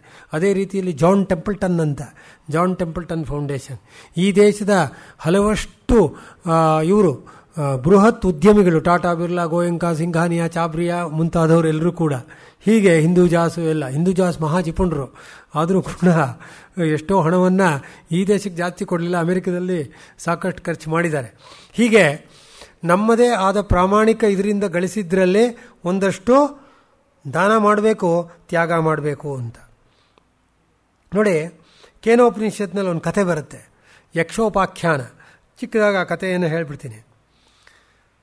ದೇವತೆಗಳು ಮತ್ತು ರಾಕ್ಷಸರು, ಸುರರು ಮತ್ತು ಅಸುರರು, ಇವರಿಬ್ಬರು ಇದ್ದರು. ಇಬ್ರಿಗೂ ಹೋರಾಟ ನಡೀತು. ಅಸುರರು ನಾಶ ಆದರೂ ಸುರರು ಗೆದ್ದರು. ಸುರರಿಗೆ ಅಥವಾ ದೇವತೆಗಳಿಗೆ ಅಹಂಕಾರ ಜಾಸ್ತಿ ಆಯಿತು. ನಾವೇ ಗೆದ್ದಿದ್ದು, ನಮ್ಮ ಶೌರ್ಯ ಪರಾಕ್ರಮಗಳಿಂದಲೇ ನಾವು ಗೆದ್ದಿದ್ದು, ಯಾವ ಬೇರೆ ದೇವತೆಗಳ ಅಥವಾ ಬ್ರಹ್ಮ ವಿಷ್ಣು ಮಹೇಶ್ವರರ ಪರಬ್ರಹ್ಮನ ಸಹವಾಸದಿಂದ ಅಲ್ಲ ಅಂತ ಒಂದು ಜಂಬ ಅಹಂಕಾರ ಬಂತಂತೆ. ಅಲ್ಲೇ ಇದ್ದಂತಹ ಪರಬ್ರಹ್ಮ ವಸ್ತು ಅದನ್ನು ನೋಡಿದ್ನಂತೆ. ಓಹೋ, ಇವರು ಬುದ್ಧಿ ಕಲಿಸ್ಬೇಕಾಗಾದ್ರೆ ಇವ್ರದ್ದು ಬುದ್ಧಿವಂತಿಕೆ ಮಿತಿ ಮೀರ್ತಾ ಇದೆ ಅಂದ್ಬಿಟ್ಟು ಒಂದು ಅಪರೂಪದ ಯಕ್ಷನ ಇದನ್ನು ರೂಪವನ್ನು ಧರಿಸಿ ಅವ್ರ ಮುಂದೆ ನಿಂತ್ಕೊಂಡಂತೆ. ಆ ದೇವತೆಗಳು ಅಲ್ಲಿವರೆಗೂ ಅಂಥ ಸ್ವರೂಪವನ್ನು ನೋಡಿರಲಿಲ್ಲ. ಯಾರು ನೀನು ಅಂದಾಗ ನಾನು ಯಕ್ಷ ಅನ್ನಂತೆ. ಹಾಗಾದರೆ ಆ ಯಕ್ಷನ ಹತ್ರ ಹೋಗಿ ನೀನು ಯಾರು ಅಂದರೆ ಯಕ್ಷ ಅಂದಾಗ ಮೊದಲು ದೇವತೆಗಳು ಅಗ್ನಿಯನ್ನು ಕಳಿಸಿದ್ರಂತೆ. ಅಗ್ನಿ ಹೋಗಿ ತನ್ನ ಪರಿಚಯ ಮಾಡಿಕೊಂಡು ಇಡೀ ಜಗತ್ತನ್ನು ನಾನು ಸುಡಬಲ್ಲೆ ಅಂತ ಹೇಳಿದಾಗ ಆ ಯಕ್ಷ ಒಂದು ಒಣಗಿದ ಹುಲ್ಲಿನ ಇದನ್ನು ಇಟ್ಬಿಟ್ಟು, ನೋಡಪ್ಪ ಇದನ್ನು ದಹಿಸುವಂತೆ ಅಗ್ನಿ ಕೈಲಾಗಲಿಲ್ಲ. ವಾಪಸ್ ಬಂದ ಅವಮಾನದಿಂದ. ಆಮೇಲೆ ಇವನು ಹೋದ, ಗಾಳಿ ಹೋಯಿತು, ಮಾತರಿಶ್ವ. ಅವನು ಹೋಗಿ ತನ್ನ ಜಂಬವನ್ನು ಕೊಚ್ಕೊಂಡಂತೆ. ಇಡೀ ಜಗತ್ತನ್ನೇ ಬೇಕಾದ್ರೆ ನಾನು ಅಲುಗಾಡಿಸಬಲ್ಲೆ, 7 ರೀತಿಯ ವಾಯುಗಳನ್ನು ಉಳ್ಳವನು ನಾನು, ಇಂಟು 7 49 ಟೈಪ್ಸ್ ಆಫ್ ವಿಂಡ್ಸ್. ಅದನ್ನು ಜಗತ್ತಿನಲ್ಲಿ ಭೂಕಂಪ ಮಾಡಬಲ್ಲೆ, ಜಗತ್ತನ್ನೇ ಚೆಂಡಿನಂತೆ ಹಾರಿಸಬಲ್ಲೆ ಅಂತಂದಂತೆ. ಸರಿಯಪ್ಪ, ಈ ಹುಲ್ಲಿನ ತುಂಡನ್ನು ದಯವಿಟ್ಟು ನೀನು ಹಾರಿಸು ಅಂದಾಗ ಅವನ ಕೈಲಿ ಪೈಲ್ ಆಫ್ ಗ್ರಾಸ್ ಅಂತ ಆಗಲಿಲ್ವಂತೆ. ಅವನು ಅವಮಾನ ಹೊಂದಿ ಬಂದಂತೆ. ಆವಾಗ ಅದೇ ಸಂದರ್ಭದಲ್ಲಿ ಅಲ್ಲಿ ಕೊನೆಗೆ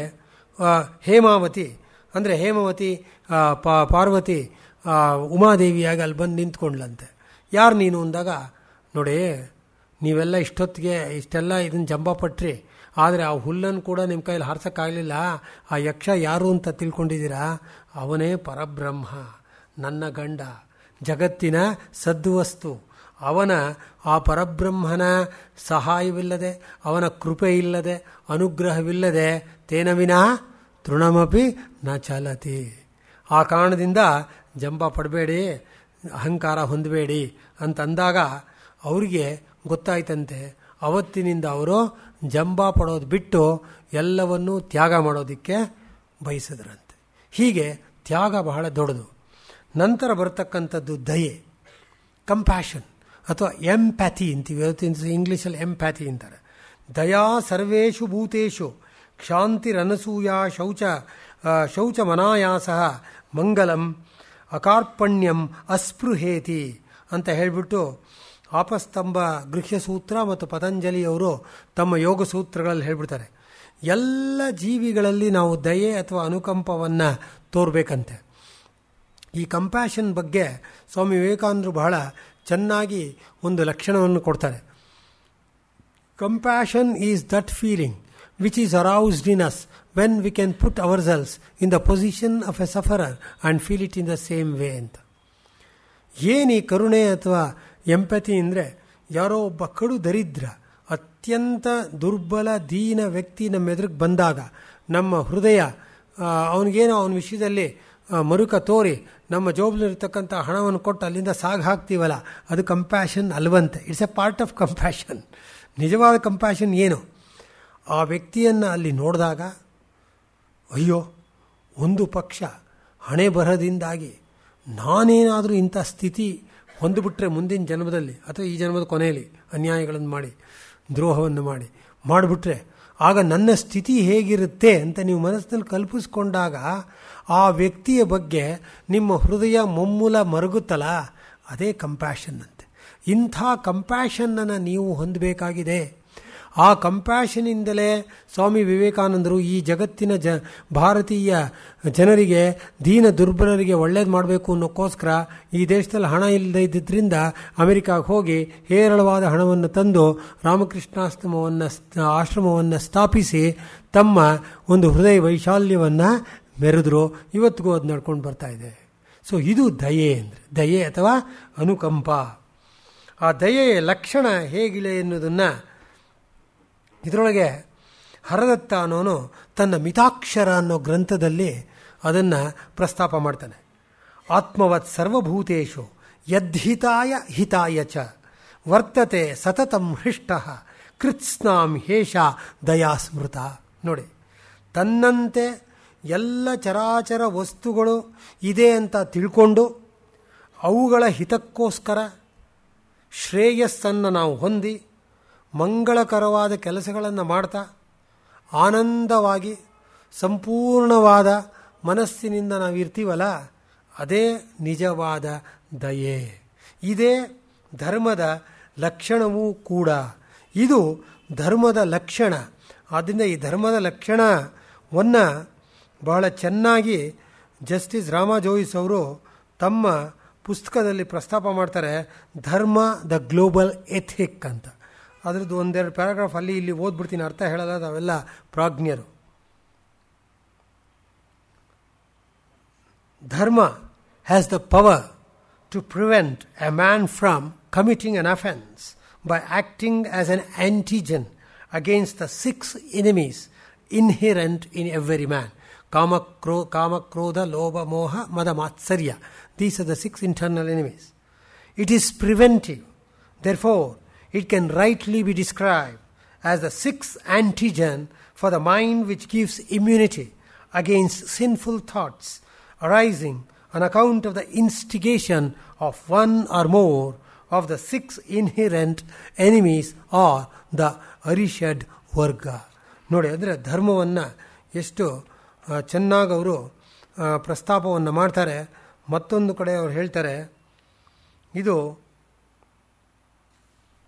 ಇದನ್ನು ಕೋಟ್ ಮಾಡ್ತಾರೆ ಅವರು. ಧರ್ಮದ ಲಕ್ಷಣದಲ್ಲಿ ಹೇಗಿರಬೇಕು ಅನ್ನೋದನ್ನು ಅವರು ಒಂದು ಕಡೆ ಆರ್ನಾಲ್ಡ್ ಟಾಯಿನ್ಬಿ ಅವರ ವಾಕ್ಯವನ್ನು ಕೋಟ್ ಮಾಡ್ತಾರೆ. Today we are still living in this transitional chapter of the world's history, but it's already becoming clear that a chapter which had a Western beginning will have to have an Indian ending, if it is not to end in self-destruction of the human race. At this supremely dangerous moment in human history, the only of salvation for mankind is an Indian way. So ಅದರಿಂದ ಆ Indian ವೇಲಿ ಇರ್ತಕ್ಕಂಥದ್ದು ಏನು ಅಂದರೆ ಧರ್ಮ. So ಅದಕ್ಕೆ ಅವ್ರು ಹೇಳ್ತಾರೆ, religion is personal to individuals, I am quoting justice M Rama Jois, and left to their choice. One can join or change a religion according to one's urges and desire. Respect for all religions is dharma. Practice of every religion is in conformity with dharma. Dharma is universal. Dharma, it applies to all, whether they belong to any religion or not. It is a code of conduct for all human beings for all time to come. It's eternal and unalterable, just as you cannot alter the property of the fire of burning and of water which is flowing. So, ಇದರಿಂದ ನಮಗೆ ಧರ್ಮದ ವಿಷಯ ಚೆನ್ನಾಗಿ ತಿಳಿದು ಹೋಗುತ್ತೆ. ಆ ಕಾರಣದಿಂದ ನಾವು ಅದನ್ನು ಪರಿಪಾಲಿಸಬೇಕಾಗಿದೆ. ಅದರಲ್ಲಿ ದಯೆಯೂ ಕೂಡ ಒಂದು. ನಂತರ ಕ್ಷಾಂತಿ ಅಥವಾ ತಿತಿಕ್ಷ, ಇದಕ್ಕೆ ಸಹನೆ ಅಂತ ಹೇಳ್ತಾರೆ ನೋಡಿ. ಅಕೃಷ್ಟೋಭಿ ಹತೋ ವಾಪಿ ನ ಕ್ರೇಷೇನ್ ನಚ ತಾಡಯೇತ್ ಅದೃಷ್ಟೋ ವಾಂಗ್ಮನಃ ಕೈಸ ತಿತಿಕ್ಷಾ ಕ್ಷಮಾ ಸ್ಮೃತ. ಇಲ್ಲೆಲ್ಲ ಒಂದು ಅಕ್ಷರ ಮಿಸ್ ಆಗಿದೆ. ಇದು ಕ್ಷಮೆ ಬಹಳ ಮುಖ್ಯ ಅಂತೆ. ಇದು ವೃದ್ಧ ಹಾರೀತ ಸ್ಮೃತಿ ಹೇಳ್ತಾ ಇರೋ ವಾಕ್ಯ. ಯಾವುದರಿಂದ ನಾನು ಸೆಳೆಯಲ್ಪಟ್ಟು ಹಿಂಸಿಸಲ್ಪಟ್ಟರೂ ಕೂಡ ಅಳದೆ, ಗೋಳಾಡದೆ, ಪ್ರತಿರೋಧಿಸದೆ, ಬೇರೆಯವ್ರನ್ನ ಆಕ್ರಮಿಸದೆ, ಮಾತು, ಮನಸ್ಸು, ದೇಹ ಇವುಗಳಿಂದ ಕೋಪಗೊಳ್ಳದೆ ಇರ್ತೀನೋ ಆ ಸಹನೆಗೇನೆ ಕ್ಷಮ ಅಂತ ಹೇಳೋದು. ಯಕ್ಷ ಪ್ರಶ್ನೆಯಲ್ಲಿ ಅದಕ್ಕೋಸ್ಕರವೇ ಯುಧಿಷ್ಠಿರನಿಗೆ ಪ್ರಶ್ನೆ ಕೇಳ್ತಾನೆ ಯಕ್ಷ, ಕೋ ವೀರಸ್ಯ ಲಕ್ಷಣಂ ಅಂತ. ವೀರನ ಲಕ್ಷಣ ಯಾವುದು ಅಂತ. ಕೋ ವೀರಸ್ಯ ಭೂಷಣಂ ಅಂತ. ಯಾವುದು ವೀರನಿಗೆ ಭೂಷಣ ಅಂತ. ಆಗ ಯುಧಿಷ್ಠಿರ ಉತ್ತರ ಕೊಡ್ತಾನೆ, ಕ್ಷಮಾ ವೀರಸ್ಯ ಭೂಷಣಂ. ಕ್ಷಮೆಯೇ ವೀರನಿಗೆ ಭೂಷಣ. ಸೊ ಅದಕ್ಕೋಸ್ಕರವೇ ಭಾಸ ತನ್ನ ನಾಟಕದಲ್ಲಿ ಹೇಳ್ತಾನೆ, ಕ್ಷಮಾ ಶಸ್ತ್ರಂ ಕರೇಯಸ್ಯ ದುರ್ಜನ ಕಿಂ ಕರಿಷ್ಯತಿ ಅತೃಣೋ ಪತಿತೋ ವನ್ನಿ ಸ್ವಯಮೇವ ವಿನಶ್ಯತಿ ಅಂತಂದರೆ, ಯಾರ ಕೈಯಲ್ಲಿ ಕ್ಷಮೆ ಎಂಬ ಆಯುಧವಿದೆಯೋ ಅಂಥವನಿಗೆ ದುರ್ಜನನು ತಾನೇ ಏನು ಮಾಡೋಕ್ಕೆ ಸಾಧ್ಯ. ಹುಲ್ಲಿಲ್ಲದೆ ಇರೋ ಜಾಗದಲ್ಲಿ ಬೆಂಕಿ ಬಿದ್ದರೆ ಆ ಬೆಂಕಿನೂ ಏನು ಮಾಡೋಕ್ಕೆ ಸಾಧ್ಯ. ಅಂದರೆ ಆ ಬೆಂಕಿಯಂತೆ ಇರೋನು ದುರ್ಜನ. ಆದರೆ ಹುಲ್ಲಿಲ್ಲದೆ ಇರೋ ಜಾಗ ಯಾವುದು? ಕ್ಷಮಾ ಸಹಿತ ಪುರುಷ. ಅವನ ಮೇಲೆ ಬಿದ್ದರೆ ಏನು ಮಾಡೋಕ್ಕೆ ಸಾಧ್ಯ? ಏನೂ ಆಗಲ್ಲ ಅಂತ. ಆದ್ದರಿಂದ ಅಂಥ ಕ್ಷಾಂತಿ ಅಥವಾ ತಿತಿಕ್ಷೆಯನ್ನು ನಾವು ಹೊಂದಬೇಕಂತೆ. ನಾನು ಈಗ ಒಂದು 10 ವರ್ಷಗಳ ಹಿಂದೆ ಅಮೆರಿಕಾದಲ್ಲಿದ್ದು 2 ವರ್ಷಗಳು ವಾಪಸ್ ಬರ್ತಾ ಇದ್ದಾಗ, 1ನೇ ವರ್ಷದ ರಜಕ್ಕೆ ಬರ್ತಾ ಇದ್ದಾಗ, ಆ ಹಿಂದೂ ಯೂನಿವರ್ಸಿಟಿ ಆಫ್ ಅಮೆರಿಕಾ ಆರ್ಲ್ಯಾಂಡೋ ಅಲ್ಲಿದ್ದಿದ್ದು ನಾನು, ಫ್ಲಾರಿಡಾ ಸ್ಟೇಟ್. ಅಲ್ಲಿ ರಜಕ್ಕೆ ವಾಪಸ್ ಬರ್ತಾ ಇದ್ದೆ. ಆ ಕಸ್ಟಮ್ಸ್ ಆಫೀಸರು ನನ್ನ ಪಾಸ್ಪೋರ್ಟ್ ತೆಗೆದು ನೋಡ್ದ. Professor M K Sridhar, he is working in Hindu university of America, professor of Hinduism. ಅವನು ಕೇಳ್ದ, ಅವನು American, young Americans, around 30 years 35 years. What is Hinduism ಅಂದ. ಅವನು ನಂದು ಇದೆ ಸೂಟ್ ಕೇಸೆಲ್ಲ ಚೆಕ್ ಮಾಡ್ತಾ ಇದ್ದಾನೆ. ಚೆಕ್ ಮಾಡಬೇಕು, ಇನ್ನೂ ಮಾಡಿಲ್ಲ, ಹೇಳ್ತೀನಿ. ಕೇಳ್ದ, ನಾನು ಹಿಂದೂಯಿಸಮ್ ಅಂದರೆ ಹೀಗೆ ಅಂತ. Professor, tell me in 3 words the extraordinary features of Hinduism ಅಂತ. ಅಲ್ಲೇ ಹೇಳ್ಬೇಕು ನಾನು ಹೇಳಿದೆ, ನೋಡಪ್ಪ, ಅಹಿಂಸಾ, ನಾನ್ ಇಂಜುರಿ, ಅಹಿಂಸಾ, ಟಾಲರೆನ್ಸ್, ಸಹಿಷ್ಣುತ, ಯೂನಿವರ್ಸಲ್ ಬ್ರದರ್ಹುಡ್, ವಿಶ್ವ ಭ್ರಾತೃತ್ವ. These are the summum bonum of Hinduism, which are present on the substratum of dharma or righteousness or righteous conduct. ಅವನಿಗೆ ಬಹಳ ಸಂತೋಷ ಆಗೋಯ್ತು. Sir, professor, I had not learned about the great features of Hinduism in such a small passage or words like what you said. There are many features in Hinduism. Please tell me, while we complete this customary process of checking. ಅಂದ್ಬಿಟ್ಟು ಅವನು ಏನು ಮಾಡಿದ ಅಂದರೆ, ನನ್ನ suit case check ಮಾಡಲೇ ಇಲ್ಲ. ಆ cart ಇದೆಯಲ್ಲ, ಅದರಲ್ಲಿ ಹೊತ್ಕೊಂಡು ಬರಬೇಕಲ್ಲ, ಸ್ವಲ್ಪ ಭಾರ ಜಾಸ್ತಿ ಇತ್ತು. What is there in these suitcases professor ಅಂದ. ಬುಕ್ಸ್ ಅಂದೆ. You have bought it in America ಅಂದ. ಎಸ್ ಅಂದೆ. All right, I trust your words ಅಂದ್ಬಿಟ್ಟು, let me push this cart for you ಅಂತ. ಕಸ್ಟಮ್ಸ್ ಆಫೀಸರ್ ನೋಡಿ, ಅವ್ನು class 1, ಈ ಕಾಲದಲ್ಲಿ ಏನು ಹೇಳ್ತಿರೋ ಕ್ಲಾಸ್ 1 ಗ್ರೂಪ್ ಎ ಆಫೀಸರ್ ಅಂತ ಇವತ್ತು ಇಂಡಿಯಾದಲ್ಲಿ ಹೇಳ್ತೀವಲ್ಲ, ಡೆಪ್ಯೂಟಿ ಸೆಕ್ರೆಟರಿ ರ್ಯಾಂಕು, ಆ ಥರದವನು, principal secretary rank of Karnataka government, ಆ ಥರದವನು. ಕಾರ್ಟ್ ಅವನೇ ತಳ್ಕೊಂಬಂದ, ನನಗೆ ಬಿಡಲಿಲ್ಲ ತಳ್ಳಕ್ಕೆ. ಆಮೇಲೆ ದಾರಿ ಉದ್ದಕ್ಕೂ ಒಂದಷ್ಟು ಹಿಂದೂಯಿಸಮ್ ಬಗ್ಗೆ, ಹಿಂದೂಯಿಸಮ್ ಕ್ರಿಶ್ಚಿಯಾನಿಟಿಗೆ ಡಿಫ್ರೆನ್ಸ್ ಎಲ್ಲ ಹೇಳ್ಕೊಂಡು ಬಂದೆ. ಕೊನೆಗೆ ಆ ಕಸ್ಟಮ್ಸ್ ಆಫೀಸರ್ ಇನ್ನೊಬ್ಬ ಇರ್ತಾನಲ್ಲ, ಒಳಗೆ ಹೋದ ತಕ್ಷಣ, ನಿಮಗೆಲ್ಲ ಗೊತ್ತಿದೆ, ಹೋಗಿ ಬಂದಿದ್ದೀರ ಅಲ್ಲ, ಅವನ ಹತ್ರ ಹೋಗಿ ಏನೋ ಮಾತಾಡ್ದ. He is a professor. He has books in his, suitcases, which he has given for check-in. Let us not check this by opening it and insulting him. By opening this box, opening this case, we will be insulting Hinduism. ಅಂದ್ಬಿಟ್ಟು ಹಾಗೆ clear ಮಾಡ್ದ. ಅದಾದಮೇಲೆ ಕೊನೆಯ ವಾಕ್ಯ ಹೇಳ್ತಾನೆ, professor, I had a disturbed childhood. I had a disturbed youthful age. My father did not look after me well. My mother refused me. Nobody gave me maternal affection or brotherly affection as you gave it in the last few minutes. You have made it my day. I will remember for you ever ಅಂದ ಪಾಪ. ಜೋ ಅಂತ ಅವನ ಹೆಸರು ನೋಡಿ. ಅಂದರೆ it happen 9 years ago. But this speaks of the extraordinary features of Hinduism. ನಾನೇನು ಹೊಸದಾಗಿ ಹೇಳಲಿಲ್ಲ, ಅಲ್ಲಿ ಓದಿದ್ದನ್ನು ಅರ್ಥ ಮಾಡ್ಕೊಂಡಿದ್ದೆ ಅವ್ನಿಗೆ ಹೇಳಿದೆ ಅಷ್ಟೆ. ಅಂದರೆ ಒಬ್ಬ ಪಾಶ್ಚಾತ್ಯನ ಹೃದಯದಲ್ಲಿ ಕೂಡ ಎಷ್ಟು ಮಟ್ಟಿಗೆ ಅದು ಅವನ ಅಂತಃಕರಣವನ್ನು ಮಿಡಿಯಿತು ಅನ್ನೋಕ್ಕಿದೊಂದು ನೈಜ ಉದಾಹರಣೆ. ಈ ಥರ ಹಲವಷ್ಟು ಉದಾಹರಣೆಗಳು ನನಗಾಗಿದೆ. ನನ್ನ ಅಮೆರಿಕ ಯಾತ್ರೆಯಲ್ಲಿ ಇನ್ನೂ ಪುಸ್ತಕ ಬರೆದಿಲ್ಲ, ಬರಿಬೇಕು, ರಿಟೈರ್ ಆದಮೇಲೆ ಬರಿತೀನಿ, ಯಾಕೆಂದರೆ ಈಗ ಸಮಯ ಇಲ್ಲ ಅದಕ್ಕೋಸ್ಕರ. ಸೊ ಹೀಗೆ ನಮ್ಮ ಜೀವನದಲ್ಲಿ ನಾವು ಪರಿಪಾಲಿಸಬೇಕಾಗಿರೋದೇನೋ ಅಹಿಂಸೆ, ಕ್ಷಾಂತಿ ಮತ್ತು ತಿತಿಕ್ಷಾ ಅಥವಾ ಸಹನೆ. ಇದರ ಜೊತೆಗೆ ಅಸೂಯೆ ಪಡೆದೇ ಇರೋದು, ಬೇರೆಯವರ ಏಳಿಗೆ ಕಂಡು ಅಸೂಯೆ ಪಡೆದೇ ಇರತಕ್ಕಂಥದ್ದು ಒಳ್ಳೆಯ ಗುಣ ಅಂತಾರೆ. ಯೋ ಧರ್ಮಮರ್ಥಂ ಕಾಮಂಚ ಲಭತೆ ಮೋಕ್ಷಮೇವಚ ನದ್ವಿಷ್ಯಾಯತ್ತಂ ಸದಾ ಪ್ರಾಜ್ಞ ಸಾನುಸೂಯ ಸ್ಮೃತಾ ಬುಧೈಹಿ ಅಂತ. ಬೇರೊಬ್ಬ ವ್ಯಕ್ತಿ 4 ಪುರುಷಾರ್ಥಗಳನ್ನು ಚೆನ್ನಾಗಿ ಅವನು ಹೊಂದಿದ್ದಾನೆ. ಅವನನ್ನು ನೋಡಿದಾಗ ಅವನ ಏಳಿಗೆಯನ್ನು ಕಂಡು ನಾನು ಹೊಟ್ಟೆ ಉರ್ಕೊಳ್ಳದೆ ಮಾತ್ಸರ್ಯ ಹೊಂದದೆ ಅವನು ಬೆನ್ನು ತಟ್ಟಿ ನಾವು ಅವನಿಗೆ ಮೆಚ್ತೀವಲ್ಲ, ವಿವೇಕದಿಂದ ವರ್ತಿಸ್ತೀವಲ್ಲ, ಅದೇ ನಿಜವಾದ ಅನಸೂಯತ. ಈ ಅನಸೂಯತೆ ನಮ್ಮಲ್ಲಿ ಬರಬೇಕಂತೆ, ಆದರೆ ನಮ್ಮಲ್ಲಿ ಆಗಲ್ಲ. ನಮಗಿಂತ ಒಬ್ಬ ವ್ಯಕ್ತಿ ಏಳಿಗೆ ಹೊಂದಿದ ತಕ್ಷಣವೇ ಹೊಟ್ಟೆ ಕಿಚ್ಚು ಬಂದು ಸಂಕಟಪಟ್ಟು ನಮ್ಮ ನಿದ್ದೆಯನ್ನು ಹಾಳು ಮಾಡಿಕೊಂಡು ಡಾಕ್ಟರ್ ಹತ್ರ ಹೋಗ್ತೀವಿ ಅಲ್ವೇ? ಅದು ಬರಬಾರ್ದಂತೆ. ನಂತರ ಬರ್ತಕ್ಕಂಥದ್ದು ಶೌಚ, purity of the body, purity of the mind, purity of the thoughts, purity in thinking. ದ್ರವ್ಯ ಶೌಚಂ ಮನಃಶೌಚಂ ವಾಚಿಕಂ ಕಾಯಿಕಂ ಚ ಶೌಚಂ ಚತುರ್ವಿಧಂ ಪ್ರೋಕ್ತಂ ಮುನಿವಿಸ್ತತ್ವದರ್ಶಿವಿಹಿ ಅಂತ ಮನುಸ್ಮೃತಿಯಲ್ಲಿ ನಂತರ ಬಂದ ಎಲ್ಲ ಸ್ಮೃತಿಗಳಲ್ಲಿ ಈ purity of the mind, body, intellect and the body ಹೇಳ್ಬಿಟ್ಟಿದ್ದಾರೆ ನೋಡಿ. ಅಂದರೆ 4 ರೀತಿಯಾದಂಥ ಶುಚಿತ್ವ ಅಂತೆ. ದ್ರವ್ಯ ಶುಚಿತ್ವ, ಹಣದಲ್ಲಿ ನಾವು ಶುಚಿತ್ವವನ್ನು ಹೊಂದೋದು, ಅದು ದ್ರವ್ಯ ಶುಚಿತ್ವ. ಸಂಪತ್ತು, ನಮ್ಮ ಸಂಪತ್ತು, ಬೇರೆಯವರ ಸಂಪತ್ತಿನಲ್ಲಿ ಶುಚಿಯನ್ನು ಹೊಂದೋದು, ಬೇರೆಯವರ ವಸ್ತುವಿನಲ್ಲಿ ಶೌಚವನ್ನು ಹೊಂದೋದು, ಬೇರೆಯವರ ವಿಷಯಗಳಲ್ಲಿ ಶೌಚವನ್ನು ಹೊಂದೋದು.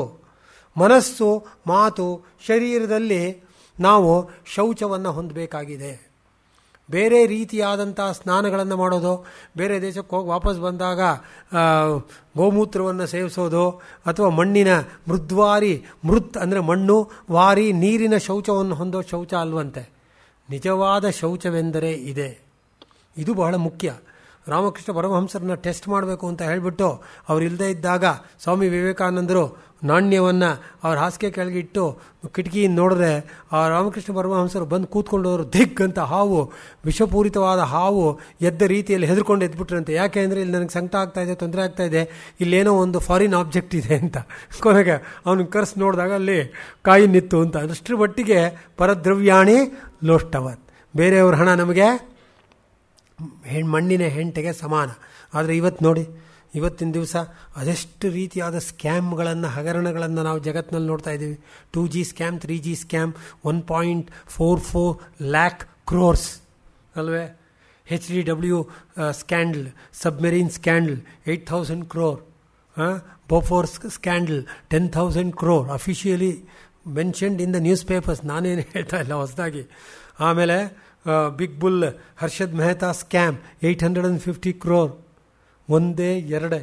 ಯಾಕೆ ಅಂದರೆ ಪರದ್ರವ್ಯಾಣಿ ಲೋಷ್ಟವಂತ ಚಿಕ್ಕ ವಯಸ್ಸಿನಲ್ಲಿ ಅಪ್ಪ ಅಮ್ಮಂದರು ಅವ್ರ ತಲೆ ಒಳಗೆ ಹಾಕ್ಕೊಟ್ಟಿದ್ರೆ ಅವನಿಗೆ ಇಂಥ ಸ್ಕ್ಯಾಮ್ಗಳಲ್ಲಿ ಅವ್ರು ತೊಡಗ್ತಾನೇ ಇರಲಿಲ್ಲ. ಆ ಅತಿಯಾದ ದುರಾಸೆ, ಲೋಭಿತನ, ಸ್ವಾರ್ಥ ಯಾವ ಮಟ್ಟಕ್ಕೆ ತನ್ನನ್ನು ಹಾಳು ಮಾಡಿ ಕೊನೆಗೆ ಬೇರೆಯವ್ರನ್ನೂ ಹಾಳು ಮಾಡ್ತಲ್ಲ. ಅಷ್ಟೆಲ್ಲ ಚಿನ್ನದ ತಟ್ಟೆಯಲ್ಲಿ ಊಟ ಮಾಡಿ, ಚಿನ್ನದ ಸ್ಪೂನ್ನಲ್ಲೇ ಕೂತು, ಚಿನ್ನದ ಸಿಂಹಾಸನದಲ್ಲೇ ಕೂತಿದ್ದು ಕೊನೆಗೆ 3/6 ಇಡಬೇಕಾಯ್ತಲ್ಲ. ಎಲ್ಲಿ ಹಣೆ ಬರಹ? ಹೌದೇ? ಯಾಕೆ ಬೇಕು? ಆ ಕಾರಣದಿಂದ ಶೌಚವನ್ನು ನಾವು ಜೀವನದಲ್ಲಿ ಪರಿಪಾಲಿಸಬೇಕು ಅಂತ. ಹಾಗೇನೆ ಅಕಾರ್ಪಣ್ಯ, ಇದೆಲ್ಲ ನಾನು ಹೇಳ್ತಾ ಇದ್ದ ಮೌಲ್ಯಗಳು. ಅಕಾರ್ಪಣ್ಯ ಅಂದರೆ ಏನು ಅಂತ, ಆಪದ್ಯಮಪಿ ಚ ಕಷ್ಟಾಯಾಂ ಭವೇದ್ದೀನೋ ನ ಕಸ್ಯಚಿತ್ ಸಂವಿಭಾಗ ರುಚಿಶ್ಚ ಸ್ಯಾತ್ ತದ್ ಆಕರ್ಪಣ್ಯಮ್ಮು ಇತ್ಯುಚ್ಯತೆ ಅಂತ. ಅಂದ್ರೇನು? ಆಪತ್ತಿನಲ್ಲಿ, ಕಷ್ಟದಲ್ಲಿ ದೀನ ದರಿದ್ರರಾಗದೆ ವಿವೇಕದಿಂದ ಔಚಿತ್ಯಪೂರ್ಣವಾಗಿ ತಿಳ್ಕೊಂಡು ನೆಮ್ಮದಿಯಿಂದ ಬದುಕ್ತೀವಲ್ಲ, ನಮ್ಗೆ ಭಗವಂತ ನೀವು ಮಡಗದಾಗಿರು ಇಷ್ಟು ಸಾಕಪ್ಪ ನನಗೆ ಅಂತ, ಅದೇ ಅಕಾರ್ಪಣ್ಯ. ಎಷ್ಟೆಲ್ಲ ಸುಖ ಸಂತೋಷ ಇದ್ದರೂ ಕೊರಗ್ತಾ ಇದ್ದರೆ ಪಕ್ಕದ ಮನೆಯವ್ರದ್ದು ಆಪ್ಟೋನಿಕಾ ಟಿ ವಿ, ಅಯ್ಯೋ ನಮ್ಮನೇಲಿ ಹಳೆ ಕಾಲದ ಟಿ ವಿ ಇದೆಯಲ್ಲ ಅಂತ ಕೊರ್ಕೊಂಡಿದ್ರೆ ಪ್ರಯೋಜನ ಏನು? ನಮಗೆ ಇವತ್ತಿನ ದಿವಸ ಇರೋದು ಇಷ್ಟೇ ಸಾಕು, ಹಾಸಿಗೆ ಇದ್ದಷ್ಟು ಕಾಲು ಚಾಚ್ತೀನಿ ಅನ್ನತಕ್ಕಂಥ ಕಾನ್ಸೆಪ್ಟನ್ನ ನಾವು ಜೀವನದಲ್ಲಿ ಅಳವಡಿಸ್ಕೊಂಡ್ಬಿಟ್ರೆ ಯಾವ ದುಃಖವೂ ಇಲ್ಲ, ಏನೂ ಇಲ್ಲ ಅಂತ. ಆ ಕಾರಣದಿಂದ ಅದನ್ನು ನಮ್ಮ ಜೀವನದಲ್ಲಿ ಪರಿಪಾಲಿಸಬೇಕಾಗಿದೆ. ನಂತರದಲ್ಲಿ ಬರ್ತಕ್ಕಂಥದ್ದು ಅಭಯ. ಸ್ವಾಮಿ ರಂಗನಾಥಾನಂದಜಿ ಹೇಳ್ತಾರೆ, ಅವರ ನೇರ ಶಿಷ್ಯ ನಾನು. ಚಿಕ್ಕ ವಯಸ್ಸಿನಿಂದ ಕೂಡ ಮರಣ ಹೊಂದುವವರೆಗೂ ಕೂಡ ಬಹಳಷ್ಟು ನನ್ನ ಗುರುಗಳವರು ಬಹಳಷ್ಟು ವಿಷಯಗಳನ್ನ ನಾನು ತಿಳ್ಕೊಳ್ತೀನಿ. ಅವರು ದ ಮೆಸೇಜ್ ಆಫ್ ಉಪನಿಷತ್ಸ್ ಅನ್ನೋ ಪುಸ್ತಕದಲ್ಲಿ ಹೇಳ್ತಾರೆ, what does Upanishads teaches? It is ಅಭೀಹಿ ಆರ್ ಅಭಯ ಆರ್ ಫಿಯರ್ಲೆಸ್ನೆಸ್. ಅಂದರೆ ಹೆದರಿಕೆ ಇಲ್ಲದಿರುವುದು ಅಭಯ. ಅಭಯ ಅಂದರೆ ಸನಾತನ ಧರ್ಮದಿಂದ ನಾವು ತಿಳ್ಕೊತಕ್ಕಂಥದ್ದೇನೋ ಅಭಯ. ಯಾರಿಗೂ ಹೆದರ್ಕೊಳ್ಳದೆ ಇರೋದು. ನೀವು ಸತ್ಯ ನ್ಯಾಯ ಧರ್ಮಗಳನ್ನು ಜೀವನದಲ್ಲಿ ಪರಿಪಾಲಿಸ್ಬಿಟ್ರೆ ಯಾರಿಗೂ ಕೂಡ ಹೆದರ್ಕೋಬೇಕಾಗಿಲ್ಲ. ಪ್ರಾಮಾಣಿಕ ವ್ಯಕ್ತಿಯಾಗಿದ್ಬಿಟ್ರೆ ಜೀವನದಲ್ಲಿ ಕಾಯ ವಾಚ ಮನಸ ಸತ್ಯ ನ್ಯಾಯ ಧರ್ಮಗಳನ್ನು ಪರಿಪಾಲಿಸ್ಬಿಟ್ರೆ ಯಾವ ಕಾರಣಕ್ಕೂ ಯಾವ ಸಂದರ್ಭದಲ್ಲೂ ಹೆದರ್ಕೋಬೇಕಾಗಿಲ್ಲ. ಅಭೀಹಿ ಅಂತ. ಒಂದು ಸರಿ ನಾನು ಹಿಂದೂ ಯೂನಿವರ್ಸಿಟಿ ಅಮೆರಿಕಾದಲ್ಲಿ ಪಾಠ ಮಾಡ್ತಾ ಇದ್ದಾಗ ನಂತರದಲ್ಲಿ ಒಂದು ಫೋನ್ ಬಂತು. ನ್ಯೂಯಾರ್ಕ್ನಿಂದ ಒಬ್ಬರು ಲೀಡಿಂಗ್ ಅಟಾರ್ನಿ ಜನರಲ್, ಅಲ್ಲೆಲ್ಲ ಅವ್ರಿಗೆ ಅಟಾರ್ನಿಗಳು ಅಂತ ಕರೀತಾರೆ, ಇಲ್ಲಿ ನ್ಯಾಯವಾದಿಗಳು ಹೌದಾನೆ, ಅಡ್ವೊಕೇಟ್ಸ್. ಒಬ್ಬ ತುಂಬ ಖ್ಯಾತ ಅಟಾರ್ನಿ ಅವರು ಫೋನ್ ಮಾಡಿದ್ರು. ಡೊನಾಲ್ಡ್ ಅಂತ ಅವ್ರ ಹೆಸರು. ಅವ್ರು ಹೇಳಿದ್ರು, I have come to learn that you people are here in ಅಮೇರಿಕದಲ್ಲಿದ್ದೀರಾ. ನನಗೊಬ್ಬಳು ಮಗಳು ಹುಟ್ಟಿದ್ದಾಳೆ. ನಾನು ಹಿಂದೂಯಿಸಮಿಂದ ಪ್ರೇರಿತನಾಗಿದ್ದೀನಿ. ಮಗ ಹುಟ್ಟಿಯಾನೆ. ನಾನು ಹಿಂದೂಯಿಸಮಿಂದ ಪ್ರೇರಿತನಾಗಿದ್ದೀನಿ. ನನಗೆ 3 ಅಕ್ಷರಗಳನ್ನು ಉಳ್ಳಂತಹ ಅಕಾರದಿಂದ ಪ್ರಾರಂಭವಾಗತಕ್ಕಂತಹ ಒಂದು ಹೆಸರನ್ನು ಕೊಡಿ, ಒಂದು 5 ಹೆಸರು ಕೊಡಿ. ಆಮೇಲೆ ಅದಕ್ಕೆ ಪ್ರತಿಯೊಂದಕ್ಕೂ ಅದರ ಅರ್ಥ, ಸಿಗ್ನಿಫಿಕೆನ್ಸ್, ಮಹತ್ವವನ್ನು ತಿಳಿಸ್ಕೊಡಿ ಅಂತ ಕೇಳಿಕೊಂಡ್ರು. ನನಗೆ ಆದಷ್ಟು ಬೇಗ ಯಾಕೆಂದರೆ ಮಕ್ಕಳು ಹುಟ್ಟೋಕೆ ಮುಂಚೆನೇ ಅಲ್ಲಿ ಹೆಸರು ದಾಖಲಿಸ್ಬೇಕಲ್ಲ, ಅಥವಾ ಹುಟ್ಟಿದ ತಕ್ಷಣ ದಾಖಲಿಸ್ಬೇಕಲ್ಲ. ಅದಕ್ಕೆ ನಾನು ಒಂದು 5 ಹೆಸರು ಕೊಟ್ಟೆ. ಅದರಲ್ಲಿ ಇದು ಕೂಡ ಒಂದು ಅಭಯ ಕೊಟ್ಟೆ. ಆ 5ರಲ್ಲಿ ಇವ್ರಿಗಿದೇ ಇಷ್ಟ ಆಯಿತು, ಆ ಡೊನಾಲ್ಡ್ ಅವ್ರಿಗೆ. ನಾನು ಅವ್ರು ನೋಡೇ ಇಲ್ಲ, ಫೋನ್ನಲ್ಲೇ ಎಲ್ಲ ವ್ಯವಹಾರ. ಅವ್ರು ಹೇಳಿದ್ರು ಇದರ ಅರ್ಥ ಏನು ಅಂತೆಲ್ಲ ವಿಸ್ತಾರವಾಗಿ ಹೇಳಿದೆ. ಇದು ತುಂಬ ಇಷ್ಟ ಆಗಿದೆ, ಈ ಹೆಸರು ಇಡ್ಬೋದಲ್ವ ಅಂದರು ಮಗನಿಗೆ. ಹೌದು ಇಡ್ಬೋದು ನೀವು ಅಂದೆ.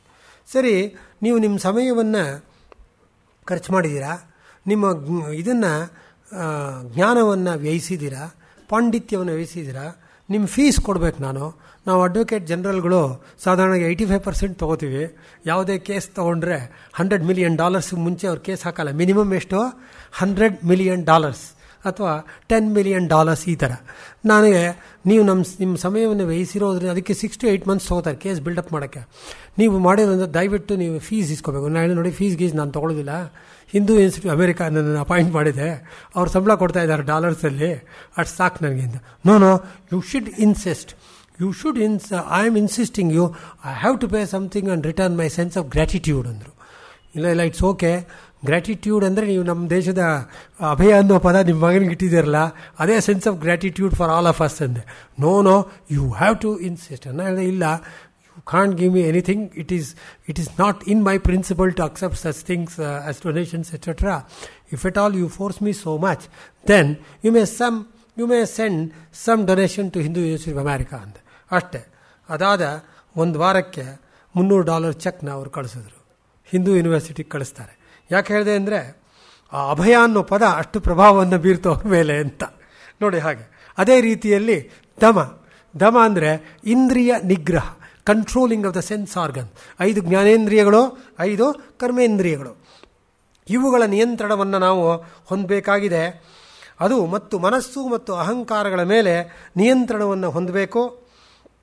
ಅದನ್ನೇ ಯೋಗಸೂತ್ರದಲ್ಲಿ ಪತಂಜಲಿ ಹೇಳ್ತಾರೆ, ಆನುಶ್ರವಿಕ ವಿಷಯ ವಿತೃಷ್ಣಸ್ಯ ವಶೀಕರಣ ಸಂಜ್ಞಾ ವೈರಾಗ್ಯಂ ತತಃ ಪರಂ ಪುರುಷ ಖ್ಯಾತೆ ಗುಣವೈತೃಷ್ಣ್ಯಂ ಅಂತ. ಅಂದರೆ ಭೌತಿಕ ವಿಷಯಗಳಲ್ಲಿ ವೈರಾಗ್ಯದ ಭಾವ, 3 ಗುಣಗಳು ಸತ್ವರಜಸ್ತಮೋ ಗುಣಗಳನ್ನು ದಾಟಿ ಮೋಕ್ಷವನ್ನು ನಾವು ಹೊಂದಬೇಕು. ಅದಕ್ಕೆ ದಮ ಅನ್ನತಕ್ಕಂಥದ್ದು ಮುಖ್ಯ. ನೋಡಿ, ಎಲ್ಲರೂ ಹೇಗೆ ಒಂದೊಂದು ಇಂದ್ರಿಯಗಳಿಗೆ ದಾಸರಾಗಿ ಅಥವಾ ಸೋತು ನಾಶ ಮಾಡ್ಕೋತಾರೆ ಎನ್ನುಕ್ಕೆ ಅಲ್ಲಿ ಹೇಳ್ತಾರೆ, ಪುರಾಣದಲ್ಲಿ ಬರುತ್ತಿದ್ದು. ಜಿಂಕೆ ಒಬ್ಬ ಬೇಡನ ಹಾಡಿಗೆ ಮನಸೋತು ಸಿಕ್ಕಾಕೊಂಡ್ಬಿಡುತ್ತಂತೆ, ಶ್ರವಣೇಂದ್ರಿಯ.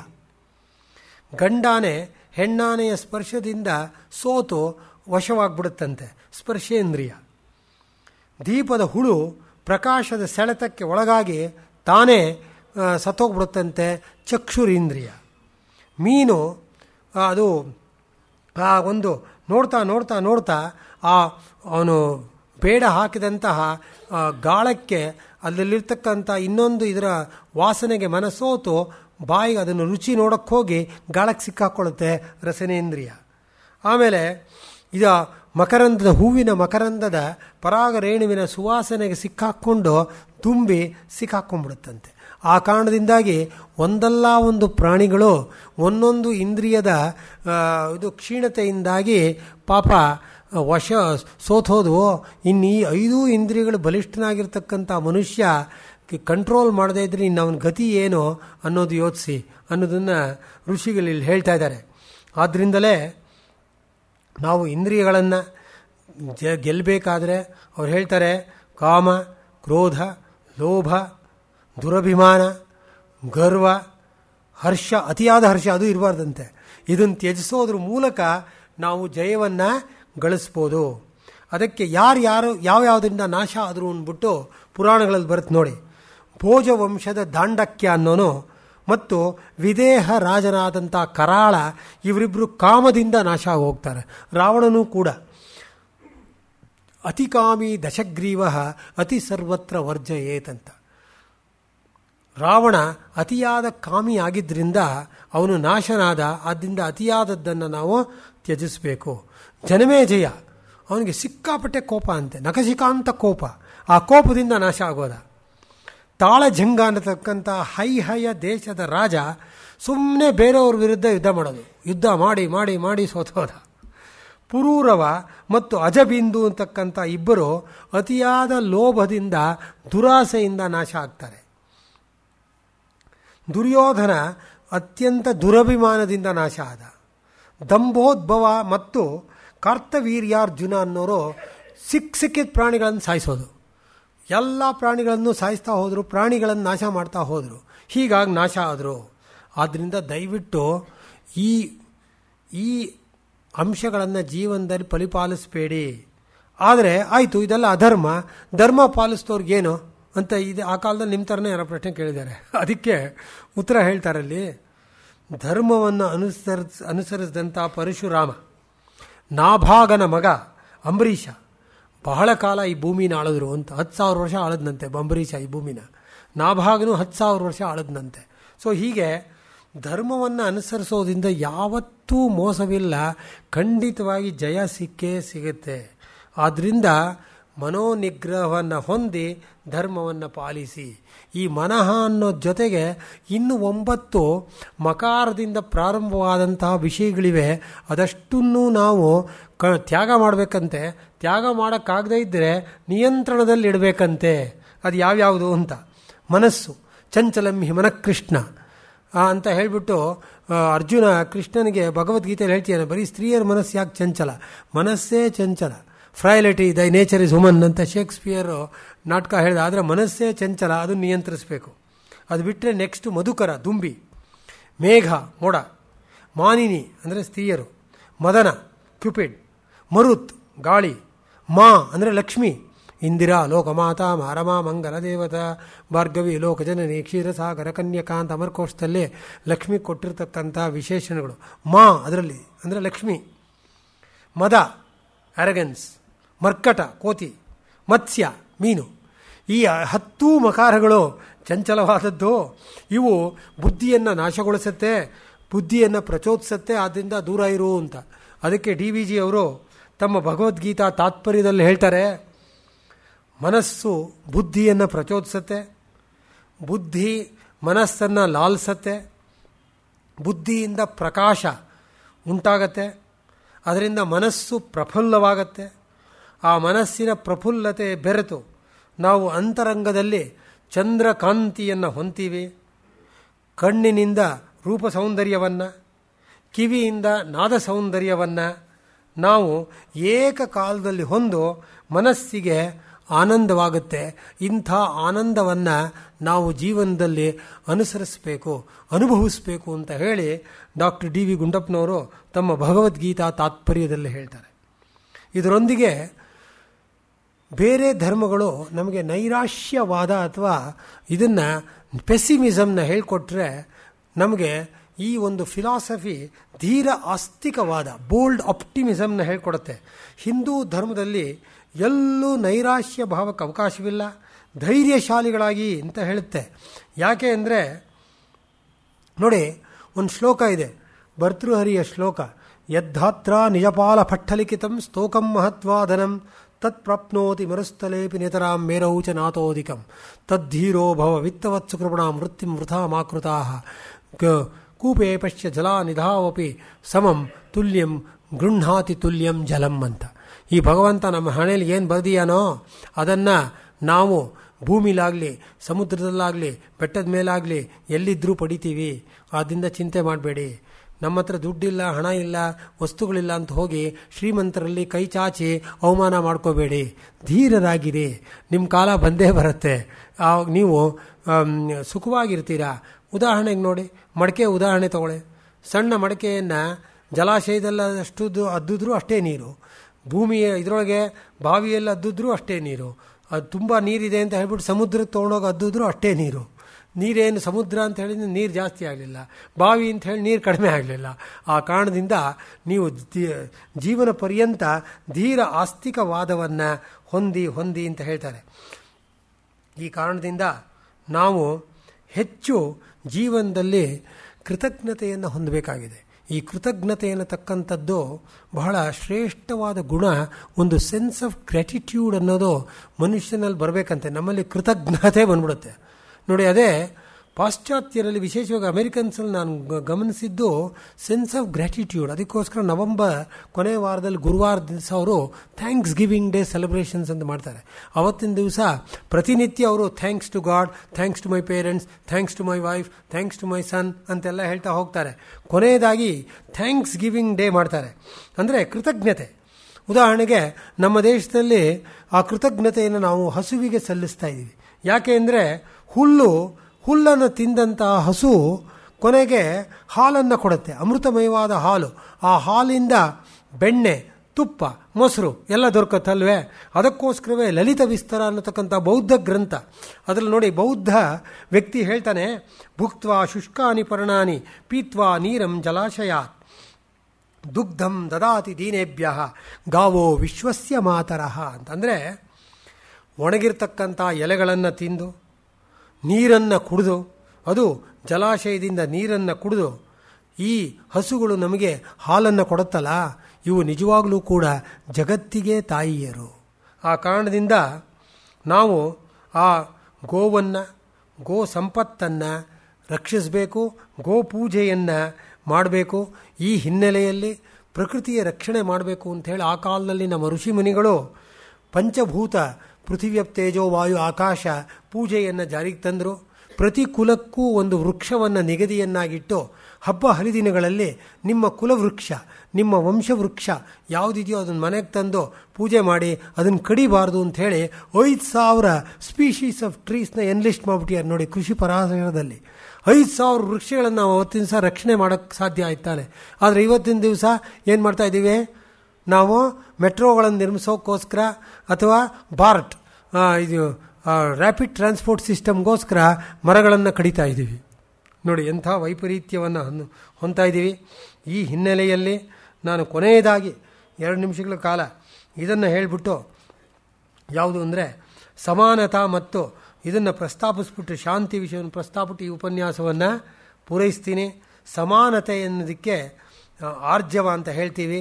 ಉದಾಹರಣೆಗೆ ಋಗ್ವೇದದಲ್ಲಿ ಮಾ ಭ್ರಾತ ಭ್ರಾತರಂ ದ್ವಿಕ್ಷಂ ಮಾಸಸಾರಂ ಉತಸ್ವಸ ಸಂಯಂಚ ಸಂಯಗೋ ಭೂತ್ವ ವಾಚಂ ವದತ ಭದ್ರಯ ಅಂತ ಹೇಳ್ತಾರೆ. ಅಂದರೆ ಸಹೋದರನನ್ನು ದ್ವೇಷಿಸಬಾರ್ದಂತೆ, ಅಕ್ಕ ತಂಗಿಯರನ್ನ ದ್ವೇಷಿಸಬಾರ್ದಂತೆ, ಅಣ್ಣ ತಮ್ಮಂದಿರು ಅಕ್ಕ ತಂಗಿಯರು ಚೆನ್ನಾಗಿ ಸುಖವಾಗಿ ಸಂತೋಷವಾಗಿ ಬಾಳಬೇಕು. ಅದೇ ಸಮಾನತೆಯ ಲಕ್ಷಣ. ಅದೇ ಆದ್ದರಿಂದ ಎಲ್ಲ ಕಾಲದಲ್ಲೂ ಯಾವಾಗಲೂ ನಾವು ಒಳ್ಳೆಯ ಮಾತುಗಳನ್ನು ಆಡಬೇಕು. ವಾಚಂ ವದತ ಭದ್ರಯ, ಪ್ರಿಯವಾಕ್ಯ ಪ್ರಧಾನೇನ ಸರ್ವೇ ತುಷ್ಯಂತಿ ಜಾಂತವಃ ತಸ್ಮಾತ್ ತದೇವ ವಕ್ತವ್ಯಂ ವಚನೇಕ ದರಿದ್ರತಾ ಅಂತ. ಒಂದು ಥ್ಯಾಂಕ್ಸ್ ಅಂತ ಹೇಳೋದ್ರಲ್ಲಿ ಏನು ಕಷ್ಟ ಹೋಗುತ್ತೆ ನಮಗೆ. Every time when I go for the national are the international flights, especially international flights, 10 ಗಂಟೆ 12 ಗಂಟೆ 13 ಗಂಟೆ ಒಂದೇ ಸಮ ಟ್ರಾವೆಲ್ ಮಾಡಿರ್ತೀವಲ್ಲ, ಪಾಪ ಏರ್ ಹೋಸ್ಟೆಸ್ಗಳು ಇವರು ಎಲ್ಲ ನಮಗೆ ಎಷ್ಟು ಚೆನ್ನಾಗಿ ಕಾಲಕ್ಕೆ ಕೂತ್ ಕಡೆರೆ ಇದನ್ನೆಲ್ಲ ಊಟ ಆಹಾರ ಪಾನೀಯಾದಿಗಳು ತಂದುಕೊಟ್ಟಿರ್ತಾರೆ. ಎಷ್ಟು ಸರಿ ಏನು ಕೇಳಿದ್ರು ಕೊಡ್ತಾರಲ್ಲ. ಪೈಲಟ್ಸ್ಗಳು ಎಷ್ಟು ಚೆನ್ನಾಗಿ ವಿಮಾನ ನಡೆಸಿರ್ತಾರಲ್ಲ. ವಿಮಾನದಿಂದ ನಾನು ಆಚೆ ಬರೋವಾಗೆಲ್ಲ ಆ ಏರ್ ಹೋಸ್ಟೆಸ್ಗಳಿಗೆ thank you very much for your kind cooperation ಅಂತ ಹೇಳಿದ್ದೀನಿ, thanks for a wonderful flight ಅಂತ ಪೈಲಟ್ಸ್ಗಳು ಹೇಳಿದಾಗ ಅವ್ರ ಮುಖದಲ್ಲಿ ಎಂಥ ಮಿಂಚು ಗೊತ್ತಾ, ಎಂಥ ಸಂತೋಷ ಆಗುತ್ತೆ ಗೊತ್ತಾ. ನಾನು ಕಳ್ಕೊಂಡಿದ್ದೇನೋ ಏನೂ ಇಲ್ಲ, 2 ವಾಕ್ಯ, ಪ್ರಿಯವಾಕ್ಯ ಪ್ರಧಾನೇನ. ಆದ್ದರಿಂದ ಆ ಕೃತಜ್ಞತೆಯನ್ನು ನಾವು ಜೀವನದಲ್ಲಿ ಅಳವಡಿಸ್ಕೊಳ್ಬೇಕು. ಅದು ಸಮಾನತೆಯನ್ನು ತರುತ್ತೆ ಅಂತ ಹೇಳ್ತಾ ಇನ್ನೂ ಹಲವಾರು ವ್ಯಾಲ್ಯೂಸ್ ಇದೆ. ಕೊನೆಯದಾಗಿ ಉಪಸಂಹಾರದ ರೂಪದಲ್ಲಿ ರಾಮಾಯಣದ ಒಂದು ಉದಾಹರಣೆ ಹೇಳ್ತೀನಿ. ರಾವಣನನ್ನು ಕೊಂದಂತಹ ರಾಮ, ಆಜನ್ಮ ವೈರಿಯಾದಂತಹ ರಾಮ, ಕೊನೆಯಲ್ಲಿ ವಿಭೀಷಣನನ್ನು ಕರೆದು ಹೇಳ್ತಾನೆ, ನೋಡಯ್ಯ ಅವನ ಅಂತ್ಯ ಸಂಸ್ಕಾರ ಮಾಡು. ಯಾಕೆ ಅಂದರೆ ಅವಾಗ ವಿಭೀಷಣ ಹೇಳ್ತಾನೆ, ಏನಿದು ನಿನಗೆ ನಿರಂತರವಾಗಿ ಅವನು ಶತ್ರುವಾದವನು, ಅವನು ನಿನ್ನ ಪತ್ನಿಯನ್ನು ಅಪಹರಿಸ್ದ, ಅಲ್ಲಿ ಇದರಲ್ಲಿಟ್ಟಿದ್ದ, ಇಂಥವ್ನಿಗೆ ಹೇಳ್ದ ಅಂದಾಗ ರಾಮ ಹೇಳ್ತಾನೆ, ಮರಣಾಂತೇಚ ವೈರತ್ವ ಅಥವಾ ದ್ವೇಷ ಅನ್ನೋದು ಮರಣದ ಕೊನೆಯವರೆಗೆ ಮಾತ್ರ. ಮಮಾಪಿಚ ತವಾಪಿಚ, ನಿನಗೆ ಹೇಗೆ ಅವನ ಸಹೋದರನೋ ನನಗೂ ಕೂಡ ಅವನ ಸಹೋದರ. ಆದ್ದರಿಂದ ಅವನ ಅಂತ್ಯ ಸಂಸ್ಕಾರವನ್ನು ಮಾಡೋದು ಅಂತಾನೆ. ನೋಡಿ ಎಂಥ ಗ್ರೇಟ್ ವ್ಯಾಲ್ಯೂ ಇದು. ಅದೇ ರೀತಿಯಲ್ಲಿ ಪುರಾಣಗಳಲ್ಲಿ ಮುಖ್ಯವಾಗಿ ಬರೋದು ಪಾಪ ಪುಣ್ಯಗಳು. ಯಾಕೆಂದರೆ ಒಂದು ಕಡೆ ಹೇಳ್ತಾರೆ ವ್ಯಾಸರು, ಶ್ಲೋಕಾರ್ಧೇನ ಪ್ರವಕ್ಷ್ಯಾಮಿ ಯದುಕ್ತಂ ಗ್ರಂಥಕೋಟಿಭಿ ಪರೋಪಕಾರ ಪುಣ್ಯಾಯ ಪಾಪಾಯ ಪರಪೀಡನಂ ಅಂತ. ಕೋಟಿ ಗ್ರಂಥಗಳನ್ನು ಹೇಳೋದನ್ನು ಅರ್ಧ ವಾಕ್ಯದಲ್ಲಿ ಅರ್ಧ ಚರಣದಲ್ಲಿ ಹೇಳ್ತೀನಿ. ಬೇರೆಯವರಿಗೆ ನಮ್ಮ ಕೈಲಾದಂತಹ ಉಪಕಾರವನ್ನು ಮಾಡತಕ್ಕಂಥದ್ದೇ ಪುಣ್ಯ, ಬೇರೆಯವರಿಗೆ ಪೀಡಿಸೋದೇ ಪಾಪ. ನೋಡಿ ಇಡೀ ಪುರಾಣಗಳು ಹೇಳೋದಿದೆ. ಹಾಗೆಯೇ ಭಾಗವತದಲ್ಲಿ ಬರ್ತಕ್ಕಂಥದ್ದು ಪರಮ ಭಕ್ತಿ, ನವವಿಧದ ಭಕ್ತಿಗಳು. ಕಾಳಿದಾಸ ಹೇಳ್ತಾನೆ, ಅಂತಃಸಾಕ್ಷಿಯಿಂದ ನಡಿರಿ ಸತಾಮಿ ಸಂದೇಹ ಪದೇಶು ವಸ್ತುಷು ಪ್ರಮಾಣವಂತ ಕರ್ಣಪ್ರವೃತ್ತಯ. ನೀವು ಸಜ್ಜನರಾಗಿದ್ದ ಪಕ್ಷದಲ್ಲಿ, ನಿಮ್ಮ ಅಂತಃಸಾಕ್ಷಿ ಪ್ಯೂರ್ ಆಗಿದ್ದ ಪಕ್ಷದಲ್ಲಿ ಹೊರಗಿನ ಪ್ರಮಾಣಗಳಿಗೆ ಕಾಯಬೇಡಿ, ನಿಮ್ಮ ಅಂತಃಸಾಕ್ಷಿಯೇ ಪ್ರಮಾಣ. ಬಾಣಭಟ್ಟ ಶುಕನಾಸನಿಗೆ ಉಪದೇಶ ಕೊಡೋ ಸಂದರ್ಭದಲ್ಲಿ ಹೇಳ್ತಾನೆ, ನೀವು ಆದಷ್ಟು ಸಚ್ಚಾರಿತ್ರ್ಯವನ್ನು ಉಳ್ಳವರಾಗಿ ಅಂತ. ಬಹುಭೂತಿ ಹೇಳ್ತಾನೆ, ಸದಾಕಾಲ ನಾವು ಸಂತೋಷದಿಂದಿರಬೇಕು. ಸೀತೆ ಒಂದು ಸರಿ ಬೇಜಾರು ಮಾಡ್ಕೊಂಡ್ಬಿಡ್ತಾಳೆ.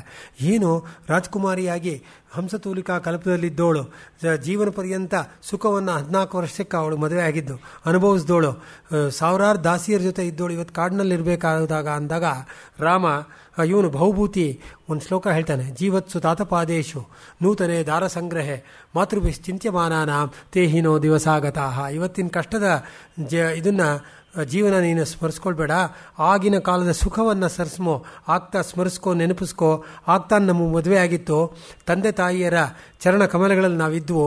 ಆಗ್ತಾನೆ ಮದುವೆ ಆಗಿದ್ದರಿಂದ ಸೊಸೆಗೆ ಮಗನಿಗೆ ಎಷ್ಟು ಚೆನ್ನಾಗಿ ಆರೈಕೆಯನ್ನು ಮಾಡಬೇಕು, ಅವ್ರನ್ನ ಎಷ್ಟು ಚೆನ್ನಾಗಿ ಸಂತೋಷವಾಗಿ ನೋಡ್ಕೊಳ್ಬೇಕು ಅಂತ ತಾಯಿ ತಂದೆಯರು ಕಷ್ಟಪಡ್ತಾ ಇದ್ರು. ಆ ಕಾಲ ಜ್ಞಾಪಿಸ್ಕೋ. ಆ ತಾಯಿಯರು ಜ್ಞಾಪಿಸ್ಕೋತಾ ಇದ್ರು. ಆ ಕಾಲ ಕಳೆದು ಹೋಗಿದ್ದೇ ನಿಂಗೆ ಗೊತ್ತಿಲ್ವಲ್ಲ, ಈಗ ಚಿಂತೆ ಮಾಡ್ತಾ ಇದೆಯಲ್ಲ ಅಂತ. ಇದು ನಮ್ಮ ಹ್ಯೂಮನ್ ವ್ಯಾಲ್ಯೂ. ಅದೇ ರೀತಿಯಲ್ಲಿ ನಾವು ಈ ವಿಷಯದಲ್ಲಿ ಇದೆಲ್ಲವನ್ನು ತಿಳ್ಕೊಂಡು ಅಂತಿಮವಾಗಿ ನಾವೇನು ಮಾಡಬೇಕಾಗಿದೆ ಅಂದರೆ ಮನಃಶಾಂತಿಯನ್ನು ಹೊಂದಬೇಕಾಗಿದೆ. ಈ ಮನಃಶಾಂತಿ ಅನ್ನತಕ್ಕಂಥದ್ದು ನಮ್ಮ ಶಾಂತಿ ಸೂಕ್ತದಲ್ಲೇ ಬರುತ್ತೆ. ಈ ಜಗತ್ತಿನ ಎಲ್ಲ ಚರಾಚರ ವಸ್ತುಗಳಿಗೆ ಶಾಂತಿ ಉಂಟಾಗಲಿ. ನಾವೆಲ್ಲ ಕಾಲದಲ್ಲೂ 3 ರೀತಿಯಾದಂಥ ದುಃಖದಲ್ಲಿ ತೊಡಗ್ತೀವಿ: ಆಧ್ಯಾತ್ಮಿಕ, ಆದಿದೈವಿಕ, ಆದಿಭೌತಿಕ ಅಂತ. ಇದೇ ತಾಪತ್ರಯ. ಈ ತಾಪಗಳು ನಮ್ಮನ್ನು ದಹಿಸುತ್ತೆ. ಅದರಿಂದ ನಾವು ಬಿಡುಗಡೆ ಹೊಂದಬೇಕಾದ್ರೆ ನಾವು ಶಾಂತಿಯನ್ನು, ಸಮಾಧಾನವನ್ನು ಹೊಂದಬೇಕು. ಇದು ವೈರದಿಂದಲ್ಲ, ಪ್ರೀತಿ ಮತ್ತು ಶಾಂತಿಯಿಂದ.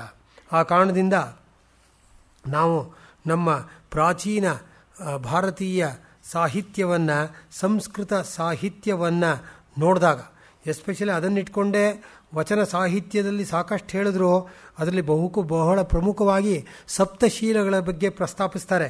ಕಳಬೇಡ, ಕೊಲಬೇಡ, ಹುಸಿಯ ನುಡಿಯಲು ಬೇಡ, ಮುನಿಯಬೇಡ, ಅನ್ಯರಿಗೆ ಅಸಹ್ಯ ಪಡಬೇಡ, ತನ್ನ ಬಣ್ಣಿಸಬೇಡ, ಇದರ ಹಳಿಯಲು ಬೇಡ. ಇದೇ ಅಂತರಂಗ ಶುದ್ಧಿ, ಇದೇ ಬಹಿರಂಗ ಶುದ್ಧಿ, ಇದೇ ನಮ್ಮ ಕೂಡಲ ಸಂಗಮ, ದೇವರನ್ನು ಉಳಿಸುವ ಪರಿ ಅಂತ. ಈ ಸಪ್ತಶೀಲಗಳನ್ನು ಬಸವಣ್ಣನವರು ಹೇಳಿದ ಈ ಸಪ್ತಶೀಲಗಳನ್ನು ನಾವು ಪರಿಪಾಲಿಸಿದ್ರೆ ನಾವು ಅಂತರಂಗದಲ್ಲಿ ಬಹಿರಂಗದಲ್ಲಿ ಶುದ್ಧಿಯನ್ನು ಹೊಂದಬೇಕು. ಅಂತರಂಗದಲ್ಲಿ ಕೊಳಕಿಟ್ಕೊಂಡು ಬಹಿರಂಗದಲ್ಲಿ ನಾಟಕವನ್ನು ಆಡಿದ್ರೆ ನಮಗೆ ನಾವು ಮೋಸ ಮಾಡಿಕೊಂಡಂಗೆ. ಆದ್ದರಿಂದ ಅದು ಬೇಡ. ಆ ದಿಸೆಯಲ್ಲಿ ನನಗೆ ಕೊನೆಯದಾಗಿ ಇವರು ರಾಧಾಕೃಷ್ಣನ್ ಅವರು ಹೇಳಿದಂಥ ವಾಕ್ಯದೊಂದಿಗೆ ನಾನು ಇದನ್ನು ಮುಗಿಸ್ತಾ ಇದ್ದೀನಿ ಇವತ್ತಿನ ಉಪನ್ಯಾಸವನ್ನು. ಅವ್ರು ಹೇಳ್ತಾರೆ, ಒಂದು ಕಡೆ ಪಂಜಾಬ್ ವಿಶ್ವವಿದ್ಯಾಲಯದ ಘಟಿಕೋತ್ಸವ ಭಾಷಣವನ್ನು ಮಾಡುವಾಗ 1953 ಹೇಳ್ತಾರೆ, great ideals of justice, equality, fraternity and freedom which we have inscribed in our constitution must be woven into the social fabric.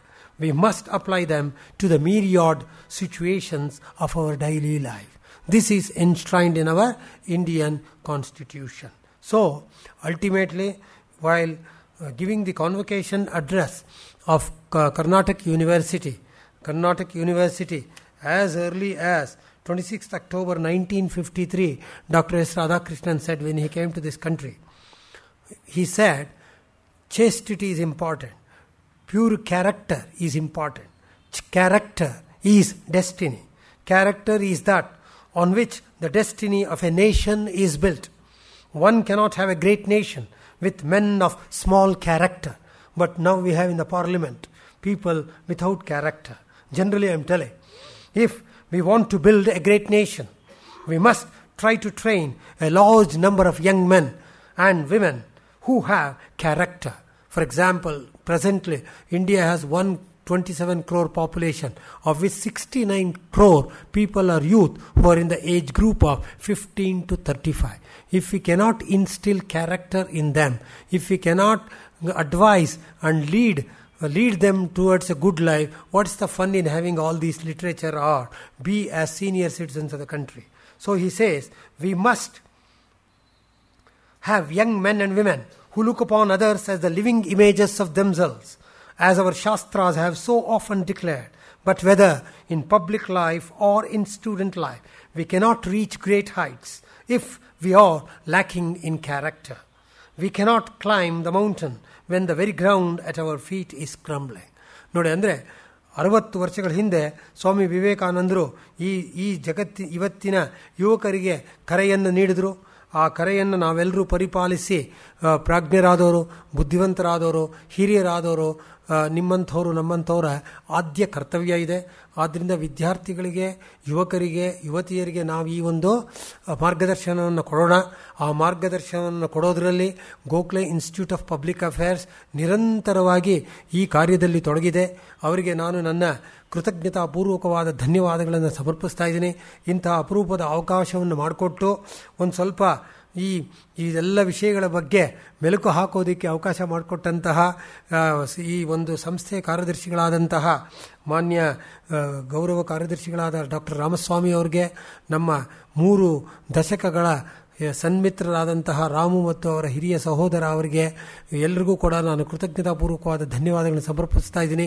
ವಿಶೇಷವಾಗಿ ಈ ಒಂದು ದತ್ತಿ ಉಪನ್ಯಾಸಕ್ಕೆ ಸಹಾಯ ಮಾಡಿದಂಥ MS ನಾರಾಯಣರಾವ್ ಕುಟುಂಬದವರಿಗೆ, ಮತ್ತು ಇದೆಲ್ಲವನ್ನೂ ಕೂಡ ನಾನು ಹೇಳಿದ್ದ ಸರಿಯೋ ತಪ್ಪೋ ಏನೋ ಗೊತ್ತಿಲ್ಲ, ಆದರೆ ಅತ್ಯಂತ ಸಹನೆಯಿಂದ, ಹಿಂದೂಯಿಸಂನ ವೈಶಿಷ್ಟ್ಯವೇ ಸಹನೆ, ಆ ಸಹನೆಯಿಂದ ತಾವು ಆಲಿಸಿದಂತಹ ತಮ್ಮೆಲ್ಲರಿಗೂ ಕೂಡ ನಾನು ಕೃತಜ್ಞತಾಪೂರ್ವಕವಾದ ಧನ್ಯವಾದಗಳನ್ನು ಸಮರ್ಪಿಸ್ತಾ ಇದ್ದೀನಿ.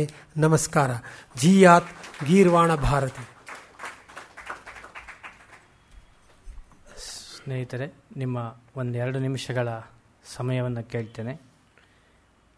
ಅತ್ಯಂತ ಮನೋಜ್ಞವಾಗಿ ಮತ್ತು ಅವಶ್ಯವಾಗಿ ಬೇಕಾಗಿದ್ದಂತಹ ಮೌಲ್ಯ ಮೀಮಾಂಸೆ ಸಂಸ್ಕೃತ ಸಾಹಿತ್ಯದಲ್ಲಿ ಹೇಗೆ ವಿಪುಲವಾಗಿ ಹರಡಿದೆ, ಅದು ಶ್ರುತಿ ಪ್ರಸ್ಥಾನ ಆಗಿರಬಹುದು, ಸ್ಮೃತಿ ಪ್ರಸ್ಥಾನ ಆಗಿರಬಹುದು, ಕಲೆ ಆಗ್ಬೋದು, ಕಾವ್ಯ ಆಗಿರಬಹುದು, ವಚನಗಳಾಗಿರ್ಬೋದು, ಹೀಗೆ ಎಲ್ಲ ಸಂಸ್ಕೃತದ ವಿವಿಧ ಪ್ರಭೇದಗಳಲ್ಲಿಯೂ ಕೂಡ ಮೌಲ್ಯ ಹೇಗೆ ಜೀವನದ ಬಹುಮುಖ್ಯ ಅಂಗ ಅನ್ನೋದನ್ನು ವಿವರವಾಗಿ ತಿಳಿಸಿಕೊಟ್ಟಿದ್ದಾರೆ ಸನ್ಮಾನ್ಯ ಡಾಕ್ಟರ್ ಎಂ ಕೆ ಶ್ರೀಧರ್ ಅವರು. ಅವರ ಈ ಗಂಭೀರ ಚಿಂತನೆಗೆ ತಮ್ಮೆಲ್ಲರ ಪರವಾಗಿ ಹೃತ್ಪೂರ್ವಕ ಕೃತಜ್ಞತೆಗಳನ್ನು ಸಲ್ಲಿಸ್ತಾ ಇದ್ದೇನೆ. ದಯಮಾಡಿ